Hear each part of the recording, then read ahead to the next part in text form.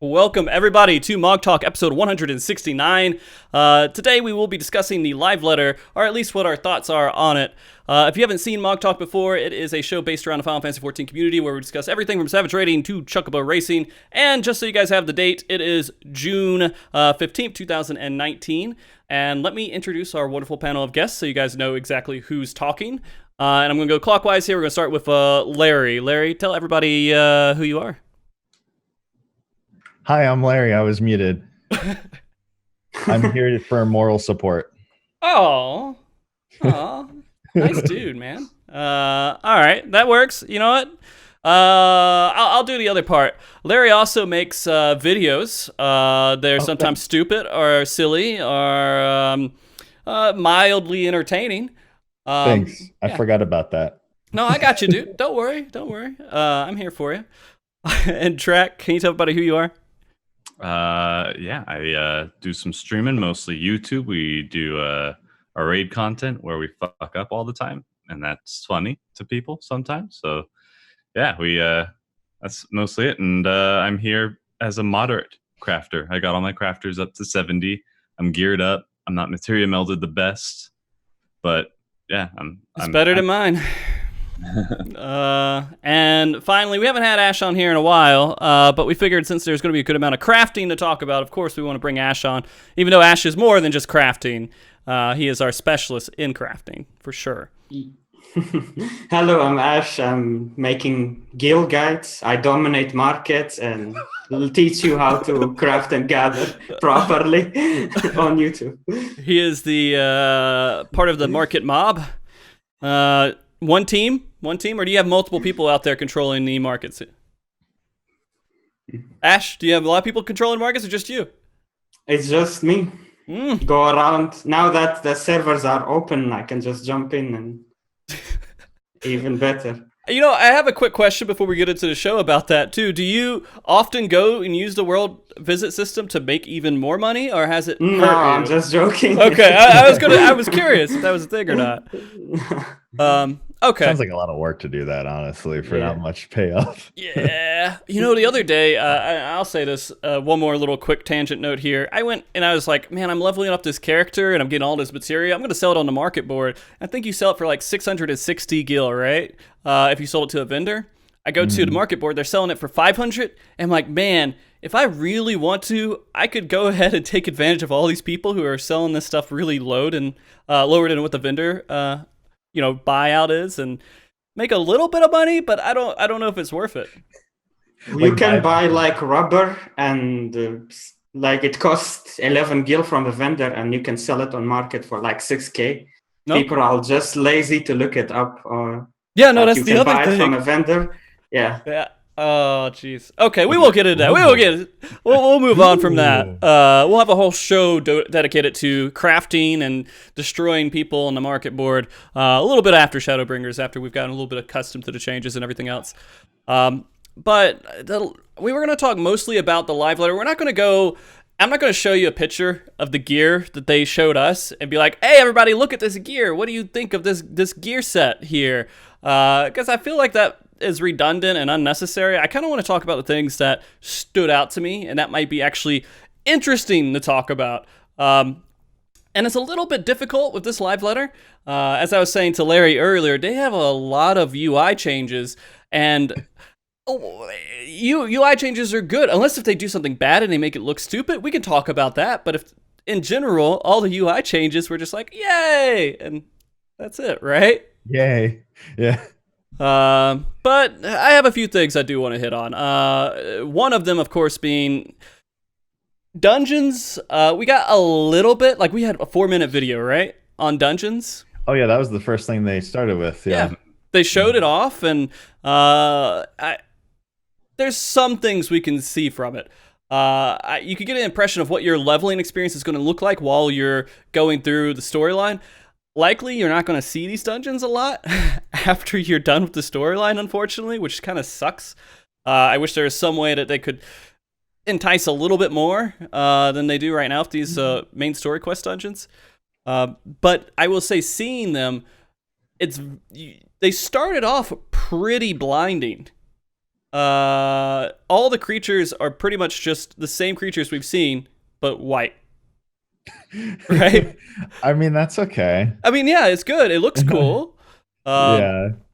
And Well, like dungeon design, like I saw like the first, I have to rewatch it, I think, but the first ones, weren't they like kind of reimagined early A Realm Reborn dungeons? Didn't they like theme wise? They kind of felt like that. Like the very first ones that they showed like had like with the spider web one, and like one looked like kind of like Tamtara, and one kind of, no, not Tamtara, Copperbell Mines, and one kind of looked like, what is the second dungeon? The one that you always hate getting with the goop, with the green goop on the floor? Oh, Totorak? No, yeah, Totorak. Yeah. Totorak. Yeah, like one kind of looked like a Totorak kind of thing.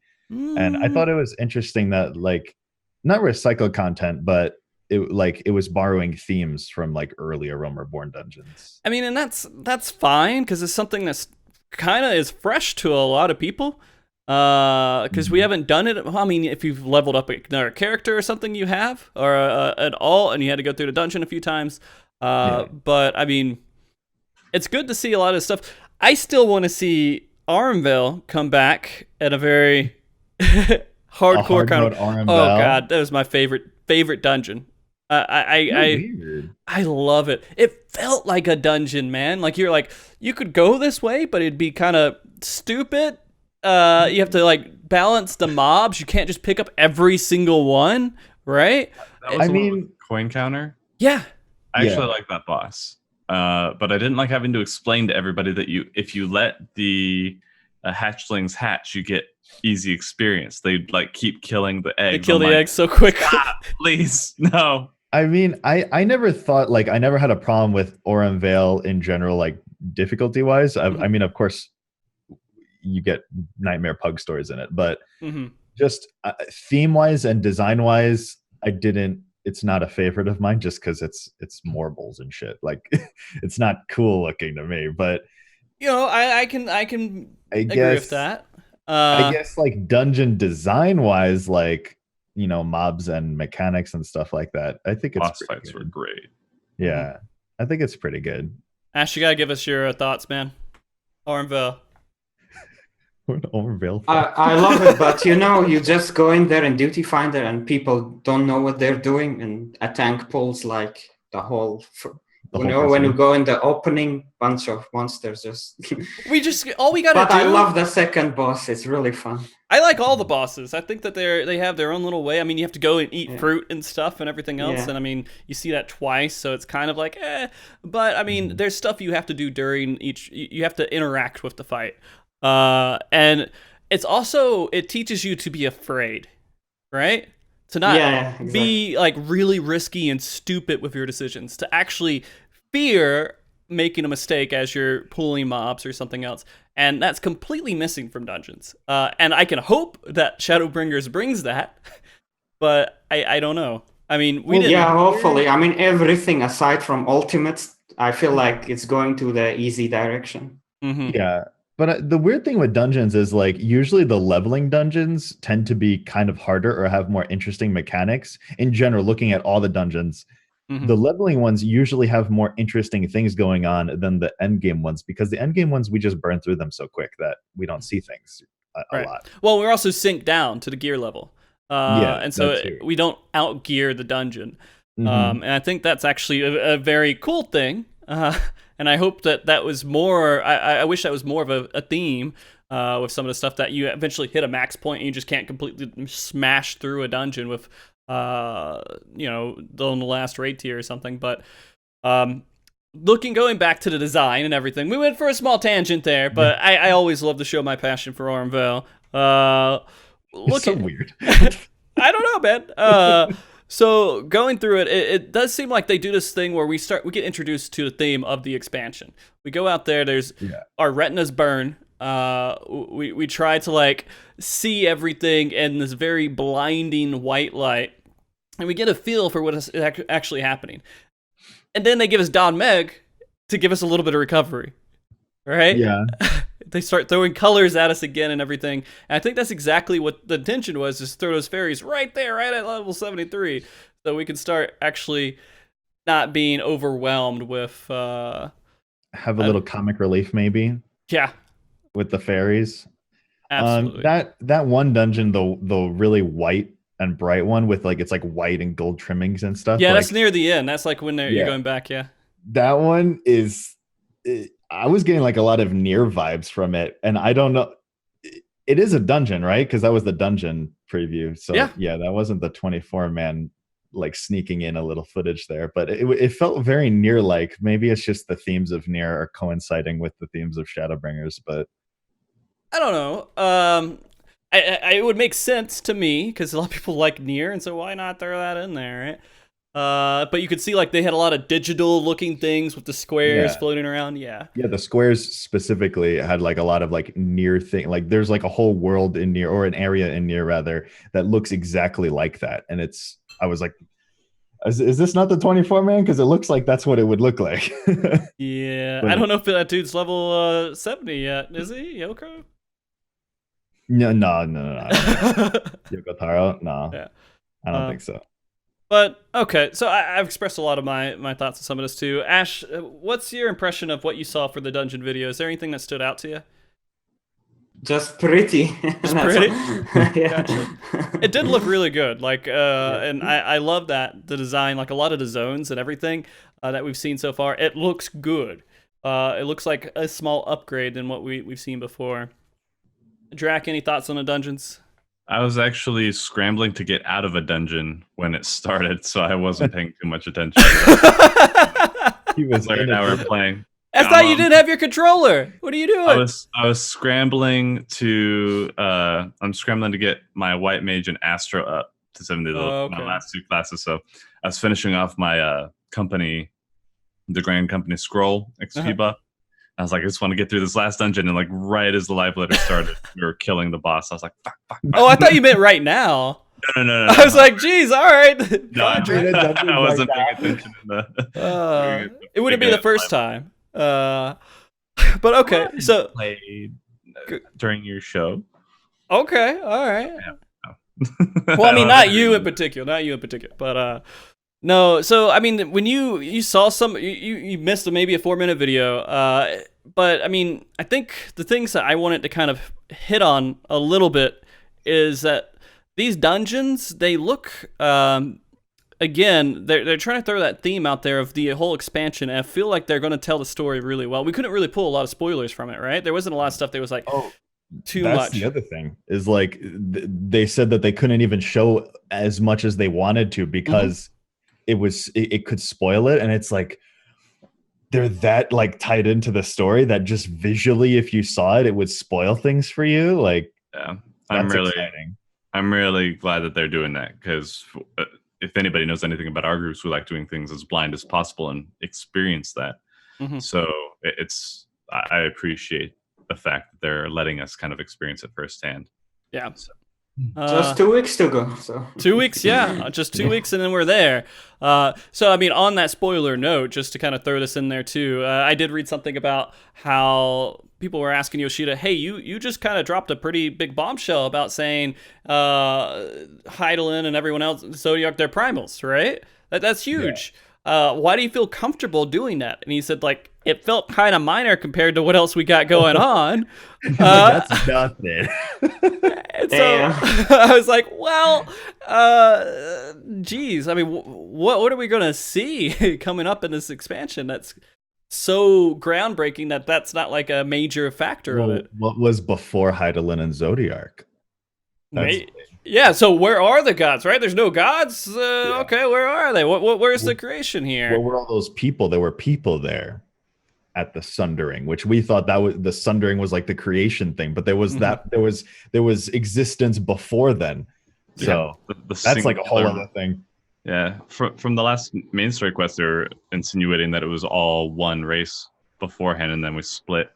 I mean, not all of those were created by the Allegans, but everyone else. Yeah.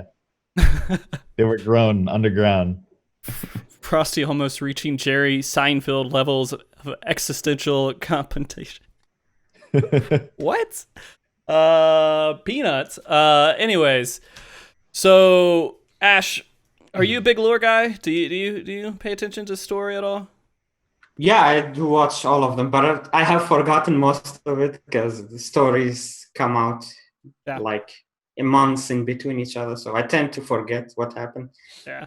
And just so everybody knows, we're doing a whole episode on this next week. So we're not going to dive deep into the lore or anything on this show because we're going to have at least over 2 hours of Anonymous and Ethis discussing deep lore on the show. Oh boy. I was going to say, I don't want to step on his toes. Yeah. let him go. Yeah. And I mean, I've been trying to figure out how to do that show. Like, I can't really talk about things that are simple because that'll be boring. I have these two guys on here who might as well go really deep and get into some serious lore discussion. So that's going to be a pretty interesting show next week. But anyways, I don't know. I'm excited for the dungeons. I'm excited for the trust system to work with it. We didn't learn much on the trust system, right? They just told us kind of stuff that we already knew. The only thing that I saw that was kind of interesting was that they gave Minfilia the rogue icon, but she's an Oracle of Light, and not a rogue. Oh yeah, and the My Hero Academician or Academician. Yeah, what was that? Academician? It wasn't just academic. It was like something odd. Yeah, I don't know how to pronounce it. Academician. Academician? Maybe. I don't know. I don't know. We'll see how that works out. I'm very excited. It's funny because I'm excited to do the trust system, and I don't know how I feel about that. I don't know if I'm excited to not play with other people. That's not the fact. I'm excited to go through the story and then have other story elements within the dungeons themselves to make it more interesting. And it's sad because then you're leveling up the whole MMO. I don't think I'm going to be doing any content until we get to the primals, right? Story primals, and that's it. With people, with humans, you mean? Yeah.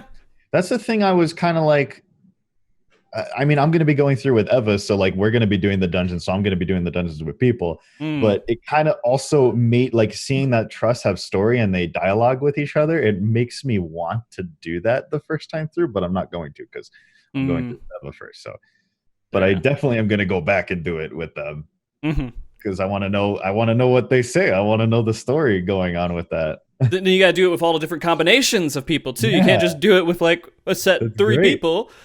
And the most important thing is that if you are leveling a DPS, no DPS queues to worry about. You can just, it might be much quicker to just do it with the trust. This will probably fix the queue system, to be honest with you. It's not going to be too bad. Everybody should be able to get a queue relatively around the same time, I can imagine. Are any DPS going to queue for people leveling? Dancer is for 10 levels. Well, I mean, just the Shadowbringers dungeons. Like me and Ever are going to be going in with people. Who's going to be my DPS partner? We're going to be waiting on DPSs to join.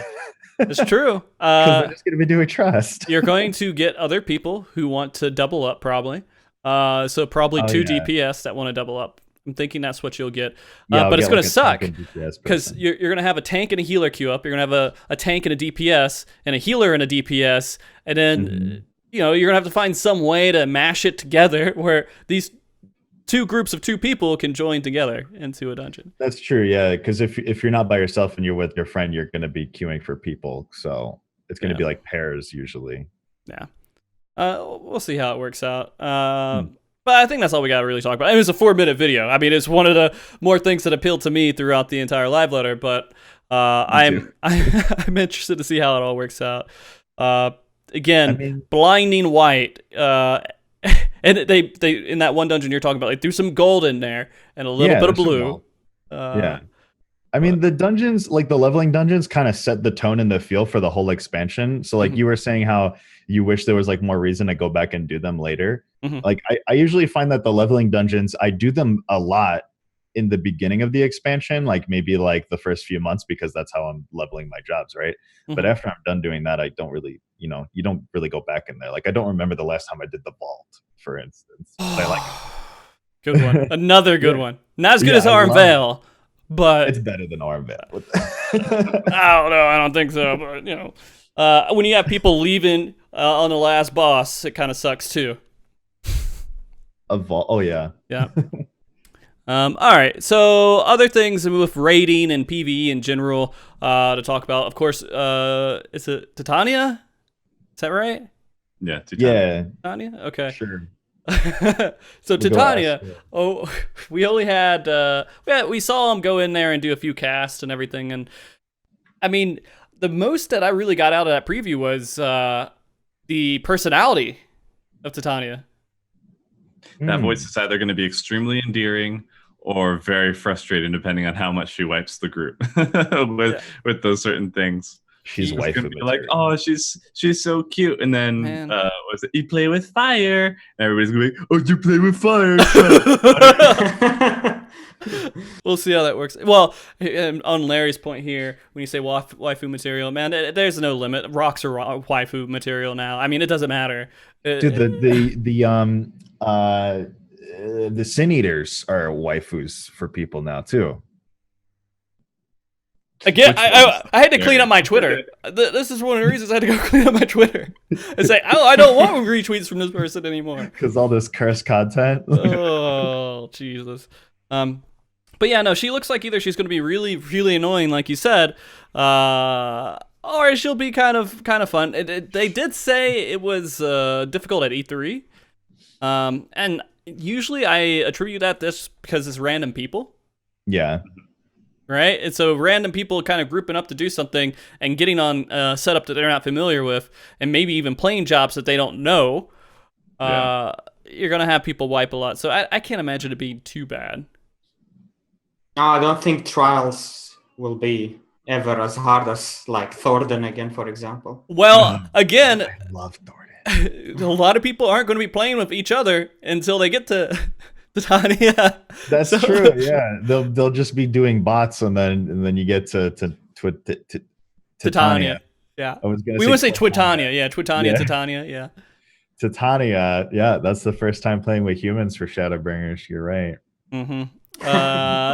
Great. So, and you know what's interesting? Again, like going back to like the media tour, how most people cleared with the trust system first time. Oh, okay. You didn't. I didn't most go in. people. Oh, that's I didn't right. go in. Okay. Yeah. But then when you get into a group of people, you wipe at least once or twice. Yes. So I'm feeling we're gonna have a similar effect when we get into Titania, and people are like, "Why did we die? I never die in dungeons." Yeah. And that's with us. Like, you know, we know, like, we know how to play the game, right? Supposedly. So, I mean, and that's kind of a problem, to be honest with you, because we also, we know it, and we're like, okay, let's see where my boundaries are. And then you start, like, clipping things, not healing because you want to do TPS. Or you're in habits that don't work anymore. For instance, I was messing up a lot with Summoner because I was just in the habit of waiting to do my Aetherflow before going into Dreadworm Trance. Mm-hmm. But I could just go into Dreadworm Trance anyway. Like, I wasn't doing it because I was just so used to not doing it until after that. But going on to the next topic here, the last kind of raid kind of content, PvE content we saw was a big white area with a slow turning camera, right? Yeah. How'd you guys feel about that? Were you guys expecting a lot of raid information? We were hoping. I think that's kind of what we were talking about, is that we were hoping that we'd get to see some of the fights, but at the same time, we knew that they had a lot of spoiler material that they didn't want to give away since it's so heavily tied into the main story. Right. But I'm glad they showed at least that, because it got me excited, since we are in another zone to get to this boss. And in Mystech's interview, they were talking about doing stuff that took away a little bit of convenience in order to help do some like more community oriented. So like Baldessian Arsenal, how you couldn't just queue up, I guess. I haven't done it, but that was the example used, where people had to kind of go out and make their communities to queue in and get a group going. That they wanted to do more stuff akin to that.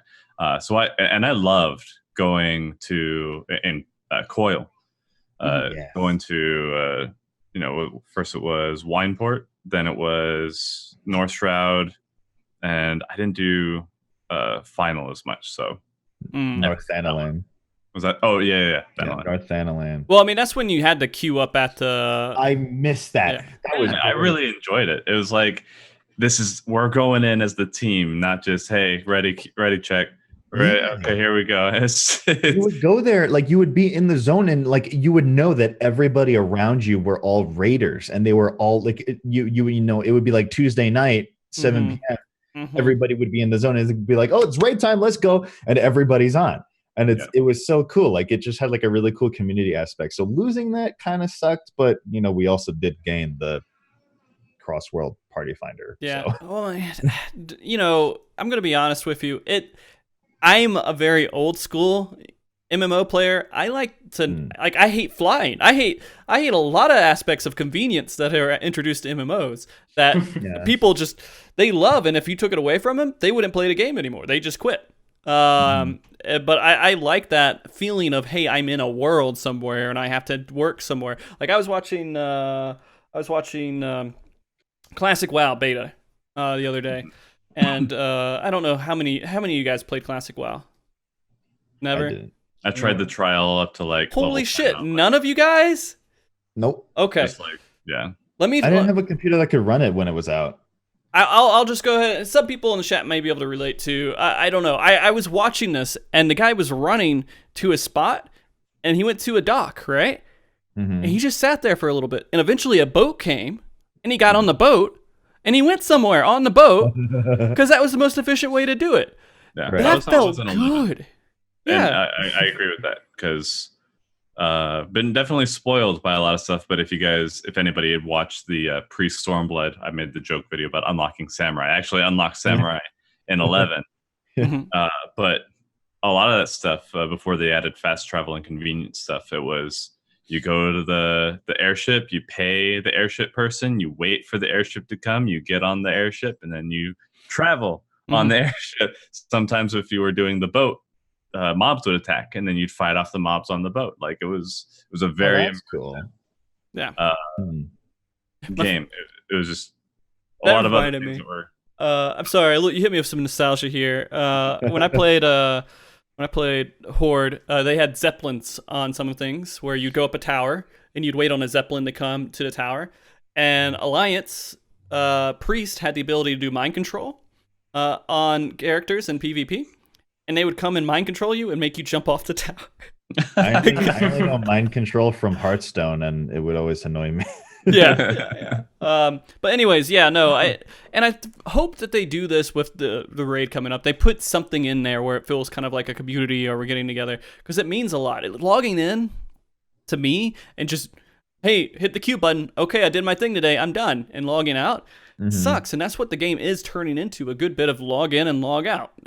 You don't go anywhere. You stay in one location and you kind of move every once in a while, but it feels dead in that regard. Even though there's tons of people playing, they're not anywhere else. I feel like they could kind of have best of both worlds if they just make it required where like there's a certain area or zone where you have to go to even be able to queue into the raid, right? It's kind of like what they still do with Palace of the Dead. Like you could still cross world Palace of the Dead, but you still have to go there. Yeah. Right. So like nice. At least you get people in your zone that are there, right? So like they could. I think I would like that if the raid was like that, where you would have to go to the person to queue. Yeah. No. Go ahead.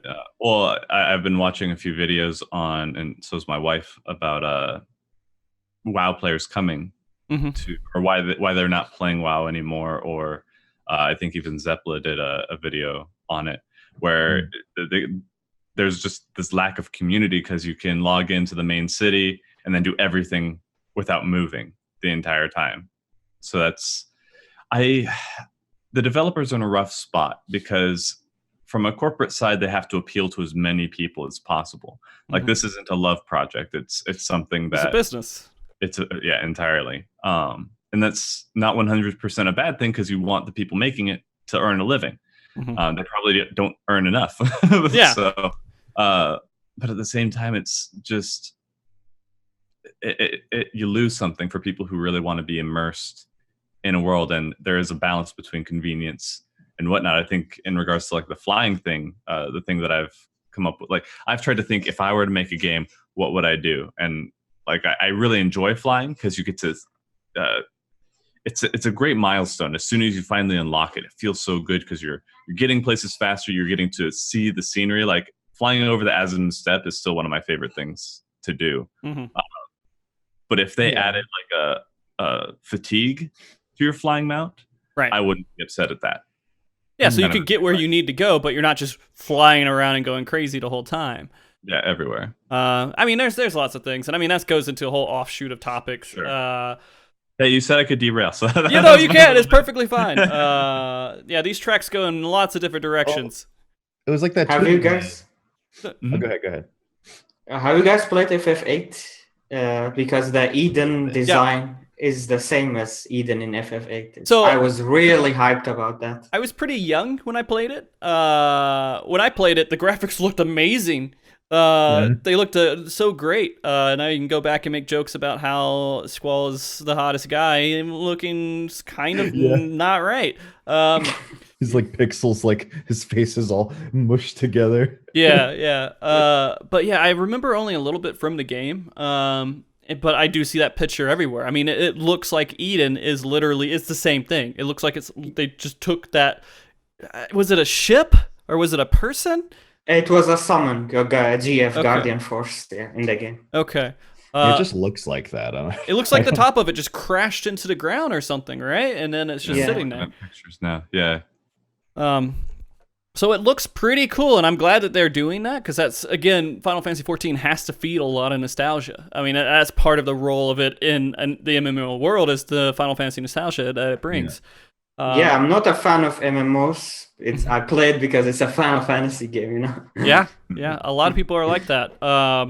And so it was a really, really good decision. And I mean, that's what we kind of know about it, right? We just know that it's Eden as reference. We know there's a boss that has a hammer, right? That looks like it's from Kingdom Hearts. That's a boss? I thought it was just a character in the story. Was it a character? I thought it was a boss. I thought it was a boss too, but I could be completely I thought mistaken. it was introduced as like, here's a character in the Eden story. If it's a boss, that's even better, but I thought it was a character, but... Oh, it was Kingdom Hearts. Larry probably knows what he's talking about. Oh, yeah. Yeah, I know Nomura, I got he dresses just like his characters. He looks just like them. Oh. But I guess the thing is, it's a character. Thank you, chat. Chat knows. They wouldn't lie. Okay. I guess it depends. Like, we don't know if Eden is on our side or we're fighting Eden. Like, we don't know that yet, right? No, we don't know for sure. Good or bad? I mean, Eden's dead in the ground is what it looks like. Is it dead? It's knocked out. It's laying on his side, kind of weird. I'm just wondering if it'll be something like Omega, where it kind of comes forth and then it gets knocked down somehow. Because it looks like, as Ash was saying, it's like the summon, because the Speakers Network took the video of the summon attack. And Drac, just to give you a heads up, the stream is dead right now, but you can keep going. But okay. No, it looks like it's coming back now. We back? But I mean, I sound normal the entire time, right? Just to make sure. Yeah, you sound okay. Okay, if I sound normal, then I have to assume there's something weird going on with the connection to Twitch. But okay, go ahead, Drac. Continue. Sorry. Oh, I was just saying that it looks like it just seems more active in the main story. So that looks really cool because whether it was a flashback or it's something that we'll actually be experiencing, we see it attacking because that summoning circle enveloping the planet basically is Final Fantasy Eden's attack. And they showed that in the launch trailer at E3. Does it kill things with light? I have no idea. I never played. Yeah, what is it? I didn't watch the full summon animation. Like, what is it? Like, does it shoot light or darkness? Yeah, it shoots a light throwing the enemy into the sun. Oh, really? It's a sun? I don't know if it's the sun, but it's like a star or something. Like a supernova? Yeah. Uh-oh. Yeah. That sounds really light-based, huh? Yeah. That sounds bad. Well, we don't like that. I mean, this is one thing that I said earlier. Every time I get more information about Shadowbringers and I see another zone and think something else, I'm like, man, these guys could just use some tanning beds or something, dude. I don't know. It's just all like super pale. But yeah, it's because it's desolate and dead. Yeah. Which is weird to me because when I first saw it like that, it didn't. I thought it was just like the desert or some sort of super white desert or something, but then it's just lifeless. That's what it's supposed to be. Yeah, so it took me a little bit of time to transition to that. The other part that I saw, I think that I heard them talking about is that it will change. That I think that area will change, and maybe we'll start seeing things grow, or we'll start seeing like that environment be a little bit different around Eden. So that'd be cool to see. I mean, again, that would reference it going into a zone that would change, right? Yeah. Wait, what did they say about like imagination? Did they say the Warrior of Light's imagination? Yeah, I saw that too. Yeah. No, so basically it said, and I think that's one of the notes I put in there actually. Yeah. That they said that we'll be battling the Warrior of Light's imagination. What the? I don't know how to take that because it scares me a little bit because it makes me feel like it's just another alpha escape. Not Omega. Yeah, please not another Omega. So like they're driving us crazy or something, and we're just fighting the issues that would come up in our mind. I don't know. Is there any lore about Eden from 8, or is it literally just a summon and it's just a summon animation? I don't know. From what I know, it's just a summon, and the animation is awesome, and it's the only summon that breaks the damage limit. Kind of.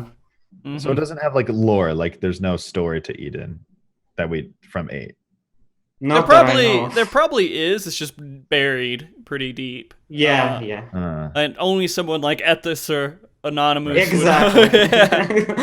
But no, yeah, I felt really weird when I heard that, and I just hope that doesn't become a thing because I want an environment of us going through an area like it was with Coil, and then it will feel like the bosses matter.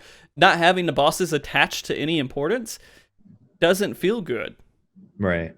Yeah, the thing that I love about Coil and what I'm really hoping for Eden is really just the exploring part, like you said. Like I remember the first time going into turn 1 and you're just venturing into the Coil and you see Bahamut's Wing. I'm like, this is a raid. It feels like a raid, and then we've devolved into you just zone in and it's a fight. Like you don't have any world building or anything like that. So again, I'm really hoping Eden's like that. Convenience winning over the world building. Yeah, but right? I feel like it's like such a little convenient thing that we just gotta like let go. Like, yeah, just give us this. Like, just give us 5 minutes of your time a week to let us feel good about the fight.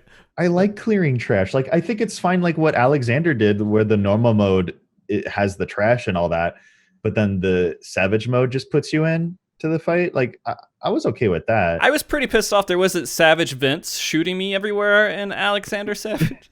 Like a harder puzzle. Yeah, like the puzzles. I wanted more difficult puzzles. But okay, well, there's one other thing that I wanted to note, but I think I completely forgot about it when it came to the raid. There was another thing like earlier that they said we were gonna wield the power of Eden. They didn't say it this time, but this was a while ago. They said that it'll be about wielding the power of Eden. So we literally know now that Eden is literally there. So does that mean we're like taking its power and using it? We'll have Sid there with like a crystal, just like chopping it up, like draining it with, I don't know. Yeah, we're like Eden crashed here. It's dead. Let's just like take its ether and we'll use it. Like what? Clearing trash is good, by the way. There, Bernie's over here talking about it. It's good. It's something. I mean, not everybody misses it again, but they don't know what's good. Yeah, they don't know what makes a good game. I mean, that's usually what I boil it down to. You know, good things. Man, so we'll see. I mean, again, very little information. We can only pull so much from it, and I'm glad. You know, I want some surprises with it. And if it's going to be as epic as they're stating it will be, then I that's what I want it to be. Yeah. I mean, really, it's the least we've known about any raid ever. Yeah. And you know what's funny? I'm going to say this. I'm going to put this because it did bother me a little bit. because we didn't get raid information because they said it wasn't ready. Right? Mm-hmm. They like in one of the fan fests, they're like, "Hey, he's really busy, can't show us stuff. Here's a picture," and that's what they had. And they said, "We'll try to show you more later." And then it boiled down to where it is now, where like, here's an area. Yeah. Well, they didn't want to give too much away either. Right. Yeah. Yeah. I mean, I guess that's what it changed from. We don't have it to show you. We want it to show it to you, but we don't have it ready to show you. To we don't want to show you. Mm-hmm. And that felt weird to me, but I don't know if you guys remember that from the live layer when they were trying to go over raid stuff. Yeah, I remember. Yeah. But I mean, that's really it for the PvE stuff. I mean, it's a decent amount of information. I mean, was there anything else with just like the raids, dungeons, anything else that stood out that? I wanted to note that they mentioned in I think it was the Famitsu article that they didn't want to do door bosses anymore, but they're going to replace it with something. So that I'm interested in, because I didn't like door bosses, just because once it going into Stormblood, I had just about every single class geared, because we could just farm once it was unlocked. Mm-hmm. But then with this one, it's like, all right, we've got everybody on their main classes geared. Okay, we're not going back in because we have to clear the door boss, then we have to clear the other boss, and it's 2 whole fights that we have to make sure that we're solid on, and the fatigue just adds up so much. The last fight turns into a half-hour ordeal, even if you can clear it. Yeah. So here's the thing that I'll see. I mean, there were mixed reactions to it because people missed Faust in a certain regard. All right, these weren't really Faust. It was really, here's the first boss, and if you go into Savage, there's the second part of it. Right. And so it felt weird because some of the first boss stuff felt like a really good fight that could be extended to a better fight. And the repeating mechanic is the other thing they were talking about in these interviews. They're like, we're not just going to sit there and make you repeat the fight over and over again. It's going to have, phases in there. And so this is all really good because we voiced this so many times, and then it confirms, hey, they heard us, and there's actually something good coming out of this now. So I don't know. You guys, are you looking forward to those raid changes, or? Mm-hmm. Very much so. Ash? You mean like that format? Yeah. Yeah. Like a solid boss. Like, I mean, we're going back to where it was, when A12, where it was just a whole bunch of phases versus hitting a 50% then doing it again. Mm-hmm. Yeah. I haven't raided in Stormblood, so I can't comment on. The last time I hardcore raided was in Heavensward. Okay. Okay. So you did experience the loops. Yeah. All right. I got you. No. I think my favorite raids are the ones where they just keep ramping up, and I think that's why like Ukab and Uwu feel like that. They just keep ramping up, and that's what old raids used to feel like, and I like that much more. Yep. And I think they can still do that, where like you have the normal mode, and then the Savage mode has like the extra phases at the end, where like like Brute Justice had wings. Mm-hmm. Like you could still do that. Yeah. Without needing a door boss. Well, the door boss. Yeah, Brute Justice is my favorite of all time so far. Yeah. I gotta go back and try him out. But thinking about it, the door bosses didn't repeat much. Like they were always ramping. Yeah. Until they were good. And then as soon as you got to the final fight, it was like, okay, get to 50, 60%, and then just rinse the fight. That's it. Don't do anything else. So that I got it was rough. So no more checkpoints is basically what I'm hoping that we see. That we just do the fight and we got to complete the fight. Condense it a little bit more, and then because that's all they really have to do is that last 50% is superfluous. It's nothing. It's just the same thing. They can just ramp it up. All right. So that being said, when I was thinking about this show, I said, hey, we got to have someone about crafting that understands crafting pretty well on this show, just in case. I don't know what they're going to say, right? I don't know. And Ash has a lot more background, too, that he can discuss on the other topics, so I wanted to make sure to bring him on here because I don't craft. I'm gonna let you guys I know know, this and right you now. hate gathering Yeah, still. I hate gathering. I want to scratch my eyeballs out. I mean, it's just so boring. But I know that it's still a nice thing, right? There's a reason people like crafting and gathering. Why people like Animal Crossing. People like things like Minecraft, things like that. There's other aspects to them, but I mean, the whole building stuff and then getting something out of it feels pretty good. So I guess there's a handful of things that I want to talk about with the crafting stuff that they realized, or that they released. That I want to ask directly to Ash here, who has a lot of experience with it. The changes that they said, are you like, wow, this is great? Or you're like, okay, how do you feel about the changes that they told you about? I love the quality of life changes. I was really impressed about it. It looks really pretty now. But going into Stormblood, they made crafting really, really easy. Like you can macro all end game recipes easily. And now they're going to make it even easier, where right now, if you have 50% of your HQ bar, high quality bar, it's like 15% chance. Now they're increasing it to 75%. So you're going to need much less to be able to 100% the end game products. So I feel like it's going to become really easy. However, in an interview, Yoshi P said that in the rebuilding of Ishgard, there's going to be a rank up system. As you go up in rank, there will be harder crafts and you will unlock mounts and titles and whatever. So I'm really excited about that, but I'm not really excited about crafting itself becoming too easier. Okay. Too much easier. You're worried about it being too easy going forward? Yeah. Okay. Like, I don't mind, like, for the early crafting to get people into it, that they are making it easy. They're adding the most important ability now to all classes. Before it was just carpenter, and a few other classes. So you had to level them in order to be efficient. But now they're adding it to all classes. So I like that. It makes people get into crafting and not worry about leveling all of them. Yeah. I mean, so that's really exciting. That was one of the worst things that they did. I mean, they took that stuff away from the battle jobs. Why not take that away from the crafting too, right? You don't need to... Yeah, exactly. Yeah. They don't want to force you to level stuff that you don't want to level so you can still be good at your job. Yeah, especially since they moved away from Omni crafting in Heavensward. Because before, it was your reward for leveling all the crafters. You were a crafter, not just a goldsmith, not just a leather worker, not just, And then in Heavensward, they're like, now you're going to specialize. And we're like, okay.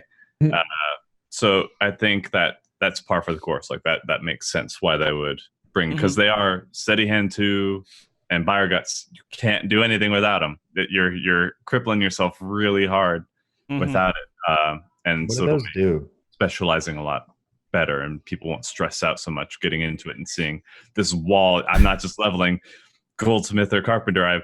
I'm leveling all of these up to at least 30 or so just to progress beyond. So Drac, for the uneducated crafters like Larry and myself, what are those abilities? What do they do?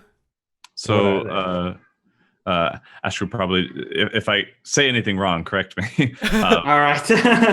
So you have two things that all crafters have, and it's inner quiet, which the more you do increases to the quality. So there's the progress and then the quality progress. And they showed that on the bars. It's the 2 bars. There's the top is completing the craft, and then the bottom one is what your % chance is to high quality it. Okay. And so you have different abilities that do something for each. So the more successful hits you do to quality, the higher the inner quiet goes. And that exponentially increases your contribution to quality every time you use one of those actions. Now, Buyer Guts gets stronger the higher that stack is. And so you'll hit, usually right now it's Ingenuity 2, what's the blue, Innovation, and Great Strides. Great Strides, yeah. And I saw your tweet about that Buyer Gut crit. It was like 6,600 or something like that. Yeah, 60,000, 64,000, I think it is. Something like that, yeah. Oh man, it's for people that craft, even I'm not so into it. Like oh, that feels good. Like I've gotten a few on stream. I'm just like, I need to take a break. That just that felt like getting a 40k Setsugeka kind of a thing in raid content. What? Yeah, exactly. It feels the same way. Like when you crit. No. or that anticipation. It's like getting a guaranteed crit once your status goes to good or excellent, and you have those buffs lined up. It's like, holy shit! And they just hit it and boom, demolish the bar, and you just fail the progress because I miscalculated it. And then so steady hand makes it so you don't have trembly hands, so you can always high quality, so you can boost your quality. So because you got better finesse. Yeah. Like a doctor. Yeah, the abilities have a chance to fail, so in a steady hand increases that percentage. Right. So if we had a surgeon crafter, you would really want super steady hands, so you don't fail. They don't fail the crafting organs.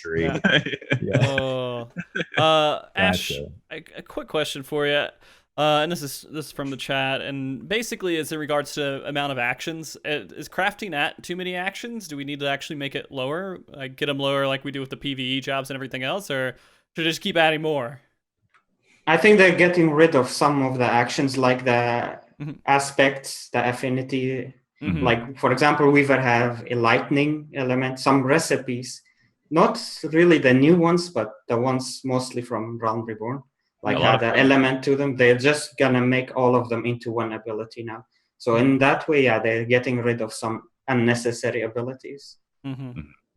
Okay. Because, I mean, right now, I'll tell you why I don't do crafting a lot. It's because it takes a long time to do, and it's not enjoyable for me personally to do it. Although I know crafting in this game is really good for people who love crafting because it actually has something to it. It has a little bit of meat to it. You have to work a little bit for it. And it's a lot of grinding is what it feels like to me. And so I've never been really interested in that. Do you think some of these changes are going to help with that, or is it still going to be the same for people trying to level up crafters? I think it depends. Like if someone just didn't want to do crafting because they had to level all of them, those people will be able to start now and just level whatever they want. Okay. And honestly, the changes in Stormblood, at least as far as like the story was concerned, were really good. Like, because now you don't have to. Hey, sweetheart. Hey, daddy. Okay. Good girl. Thank you. You're so helpful. Why doesn't Drake ever call me a good girl? Okay. I don't know. Oh. Anyway, she comes in with the shirt just on her head. I'm helping. There you are. What was I talking about? So the old crafting quest, you'd have to go out and actually buy the mats, which could get really expensive. And when you're just leveling up crafting, you don't have the money because you get the money from crafting and stuff like that. So now it just kind of gives you the materials for it. And some people might think that it's too easy, but it also gives you the chance to practice because you're trying to get the high quality. You're using what you've gained up until this point into your rotation. Yeah, exactly. It lets you practice without having to waste gil and resources. Yeah, and it's like, if you guys didn't know that, it's a big thing. Because I put off. There were so many crafting quests that I just flat out didn't do from like level 50, and I had them all the way up to 60. So I'm trying to get the new abilities from 50 to 60, and I had to go through all the old ones. I'm like, I hate this. I hate the Realm Reborn ones or the Heavensward ones. It was a pain in the butt. Stormblood made it a lot better. Okay. And now just it's more accessible now for people. Yeah, I agree. It's gonna be better like that. And because Heavensward quests were, you could just skip them. You didn't need to do them back. Well, I mean, like, there was a point where it was like, I'm going to get all my crafters up to level 50 at least so I could repair gear. This was a while back. And so I just looked up about what I had to buy to turn in. And I just turned in stuff over and over and over again because I was like, I'm not making all this. That's what I did for Fisher. I didn't fish. I literally never fished. Yeah. No one fishes.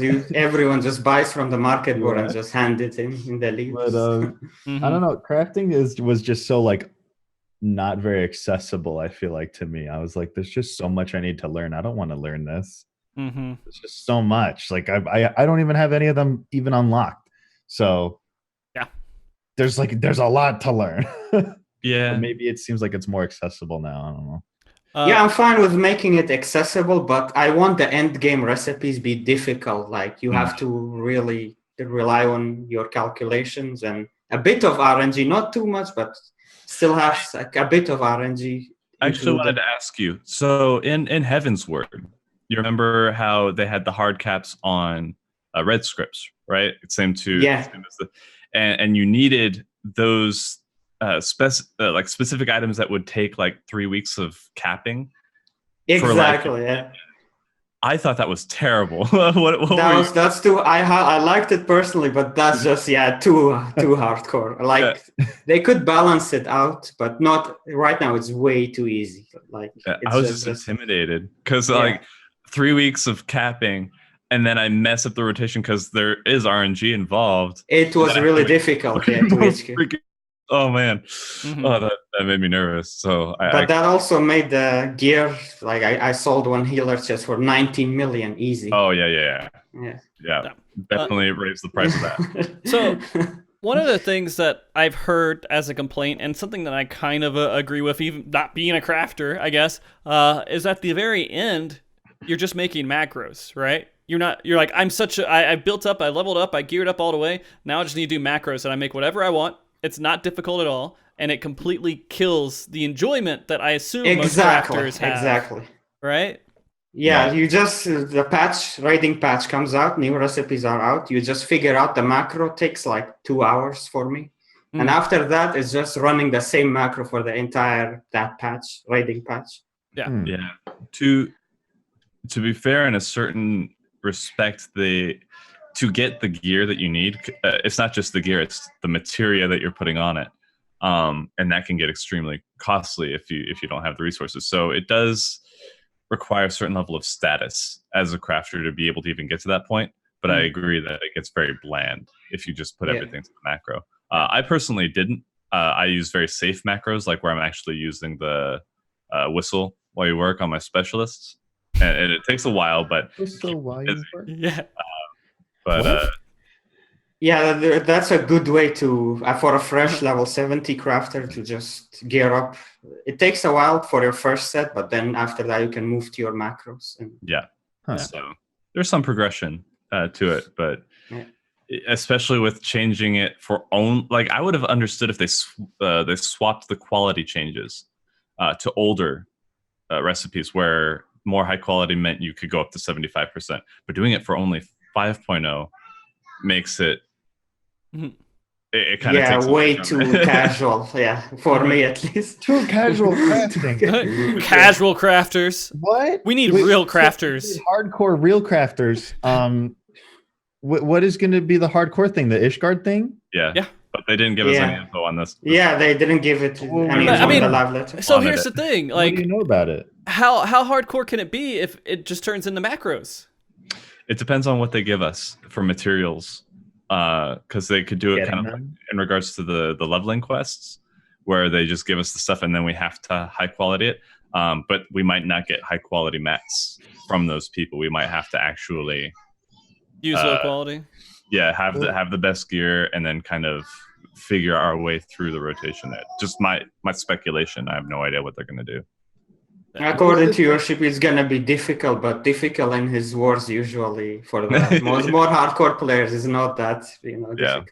What were they talking about with leaderboards like Feast? Yeah, there's things that are kind of similar to what Feast is like, and so I'm trying to imagine that. No PvP crafting. You're gonna do it, Frosty? It's PvP. It's PvP crafting. I mean. You know what's funny? It'll probably be more active than it is right now for PvP. Which is sad. But I mean, great, exciting. I just can't imagine it, right? I can't imagine what they'll do. I can get little ideas and put that together and think, oh wow, I guess they could maybe make it sort of competitive. But like you just craft more things than other people. It sounded like they were going to do some sort of like like a plaque, like your name would be on something if you're one of the first people to it. Like it was kind of a race. That's how I interpreted it when at a FanFest. Instead it was the people who were able to accomplish this first, these and like people will know you, kind of a thing. Like you're gonna have your name there. That's what it sounded like. So I Ash don't know is gonna about get on that. right? I don't know about that because I like to watch the story, and that's gonna hold me back if that's a race thing. Well, they probably won't release it for a while. They'll delay. They'll probably delay it. Like whenever they release it, it'll be like a week after. It'll be like one of those 0.2 or 0.1 or something patches. Yeah. Well, what I would do is like you were talking about doing the just buying the fish off the market board. That's how I made a bit of money. Really? Because I would be out there. I really liked fishing. I still enjoy fishing, and I spear fishing made it. You leveled fast. You were like so excited for spearfishing when it was like announced, weren't you? But like, yeah, because it was something pretty neat, and we finally got an offhand. I wish they did more with it. It was cool. But the fact is that you now, along with everything else, you get the high quality bonuses to experience, but you're able to 1, 2, 3, 4, or 5 these nodes, which you couldn't do before. You'd have to sit there and wait, and then do your fishing rotation and all that stuff, and then the amount of GP that you would need to kind of throw into catching a high quality fish just on the shore was tougher. So I'm fine with that for like higher end recipes and all that, but for leveling it was a little bit.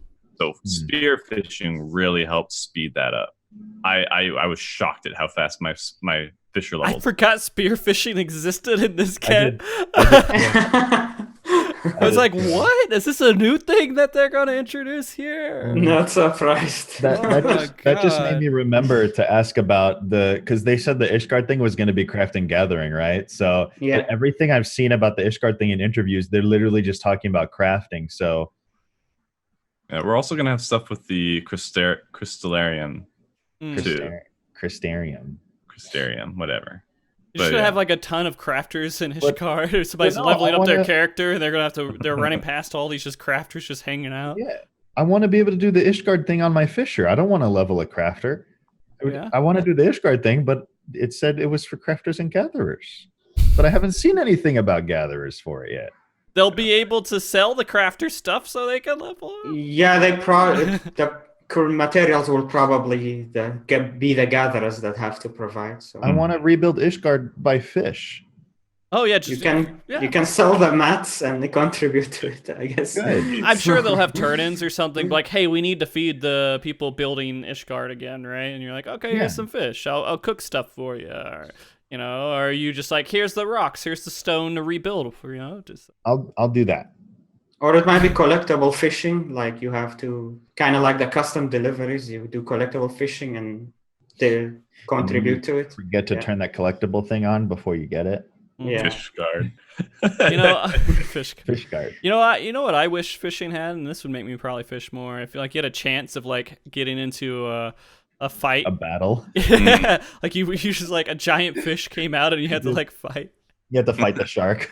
Yeah. I would craft if they let you glamour the crafter gear onto battle classes.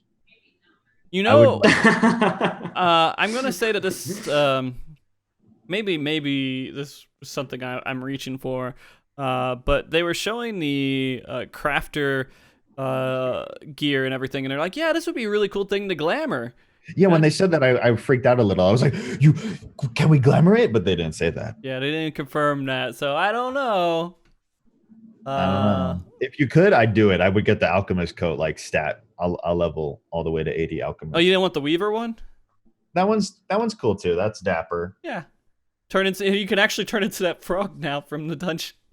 You get the Weaver. Oh, dude. How are we gonna get that? The frog glamour? How are we gonna get that? Because that's important. Oh man, that reminds me of the couple of little things they put out there. Is like the frog suit, the frog suit, and was there one other one that was kind of silly? I can't remember. The frog robot mount. Yeah, the frog robot mount. They said that was going to be hard to get, and whatever it is, I'm doing it because it's going to be Ishgard Crafting the Gathering. Then I'll level a crafter. Hype. That's what it takes. Yeah, there you go. That's what it is. I wish they had like an engineering profession and you would build it, right? You'd build robots and stuff. Okay, so what else about crafting and gathering, Ash, kind of stood out to you that you saw it and you're like either, oh, this sucks, or oh, this is good, or... Well, so far it's just the quality bar I'm concerned about. Okay. But everything else, the quality of life, everything else, I was satisfied with. Yeah, UI like looked the great, thing but... for gatherers, like people now use outside tools for reminding them for the notes. Mm-hmm. Now, once you gather them, you can just have the game remind you when it's up again. Mm-hmm. Yeah, that's something like this is something Blizzard always did, right? They would have people would make mods or add-ons or something for a certain feature, and then eventually they just make their own version of it because it doesn't hurt the gameplay. And so I think that's something that's important. It's like so people don't have to download a third-party program to get the timers because they're going to do it if you don't put it in there. It doesn't really change anything.